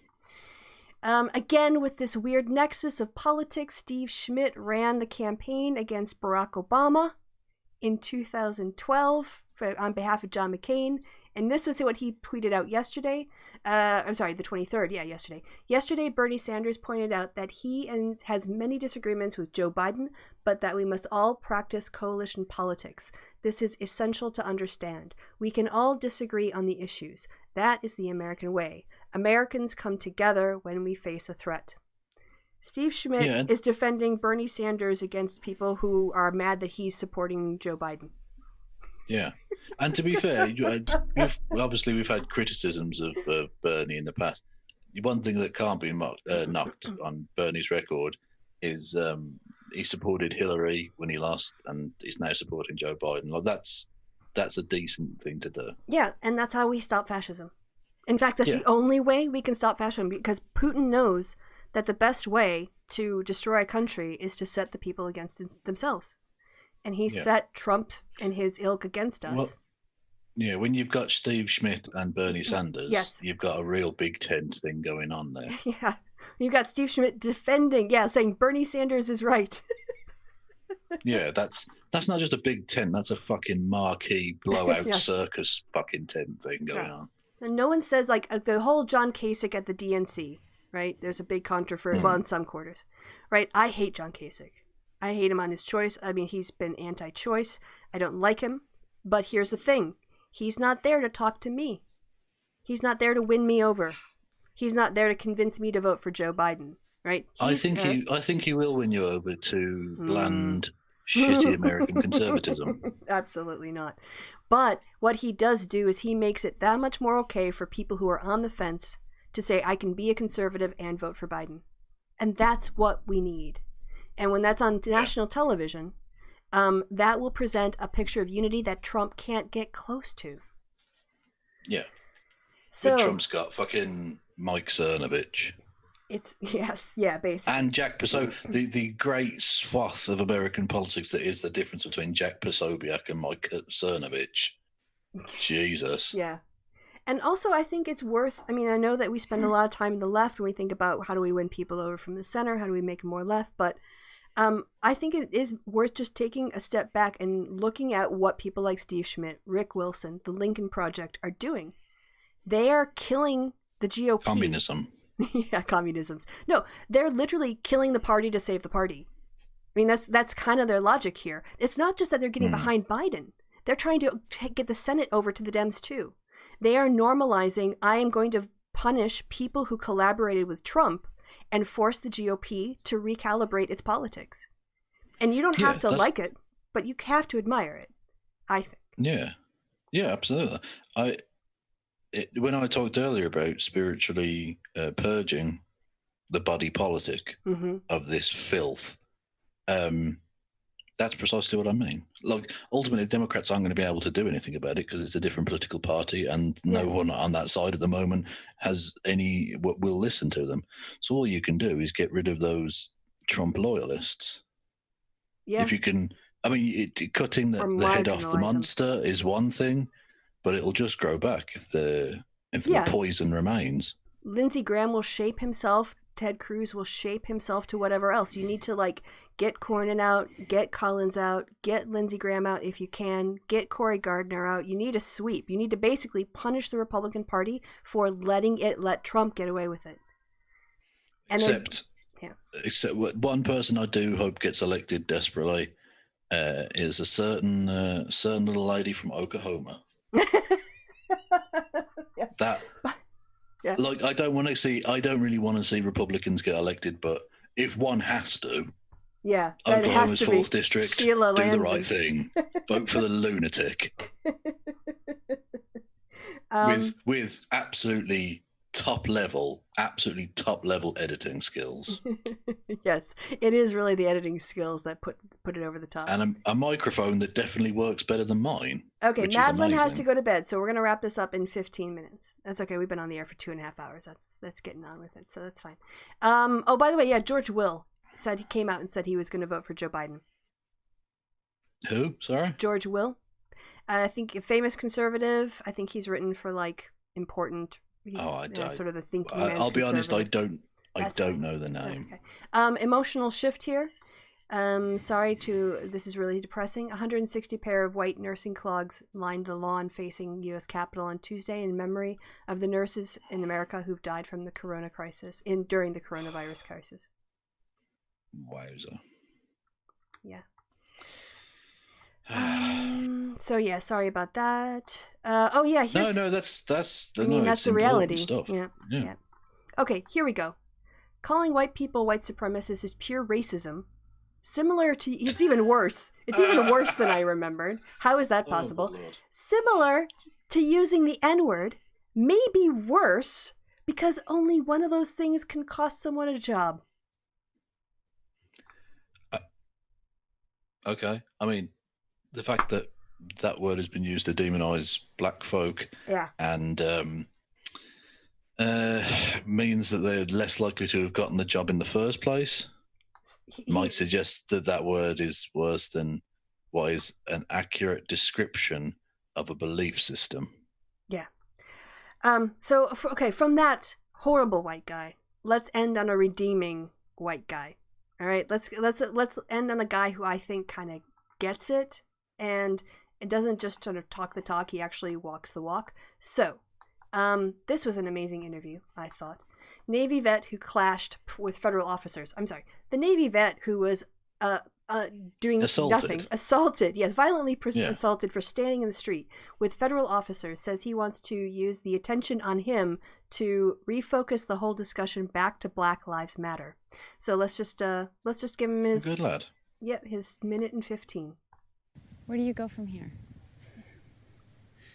Where do I go from here? Well, I want to use my 15 minutes to put out a message to my fellow vets. I also want to use my 15 minutes to try to refocus this discussion back. Okay, Kevin, I'm going to have to really turn this up a lot, so I'm going to need you to stay very quiet. Don't even whisper, because I really need to jack up the OBS thing here. We're just going to let this run. Hopefully ABC won't copyright claim it, but we're going to start it again and try to do it. Okay, thanks. Where do you go from here? Where do I go from here? Well, I want to use my 15 minutes to put out a message to my fellow vets. I also want to use my 15 minutes to try to refocus this whole discussion back to Black Lives Matter as opposed to an old white guy who got beat up, because I don't think I warrant the attention, to be perfectly frank. I I think it's a little overblown, to be perfectly honest. The attention you're getting? Yeah, the attention I'm getting. I think it's overblown. I'm a private person. I'd like to have my life back. This has turned everything upside down. I got beaten down. I was an old white guy that got beat down. That's an acute situation, right? Being a black person in this country is a chronic situation. Yeah. Every day. Yeah. So no, I didn't get a taste. I just got beat up. If I had been a black veteran and had gotten beaten down, do you think I would have gotten as much attention as I did? Yes. Really? I think it's because I'm just an old white dude. And what it demonstrates is if they can beat somebody down like me, they can beat anybody down, I guess.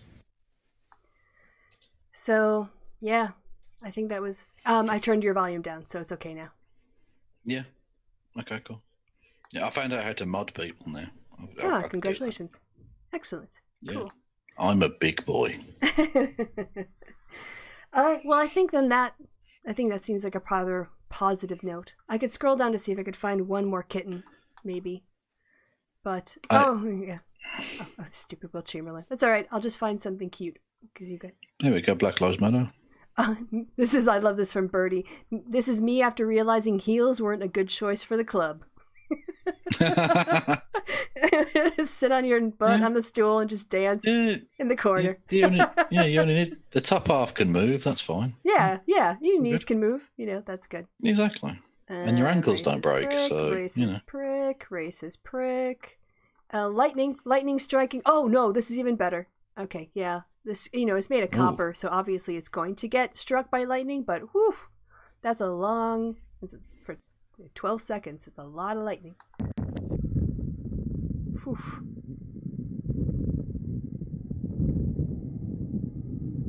Pretty cool, huh? All right. Why is it striking at the base though? That's a bit odd. I don't know. Someone at the Statue of Liberty, I'm sure, could tell you why it would strike there, as opposed to maybe it strikes all over. All right. Yeah. So I think you'll like this one, Kevin. I think this is the kind of thing. So I thought we were done. Are we not done? Yeah, no, we're almost done. Sorry, I want to end on a. Okay. All right. So this is when you get asked about your biggest weakness in a job interview. So what would you say your greatest strength is? I would have to say it's that I'm a perfectionist. Okay.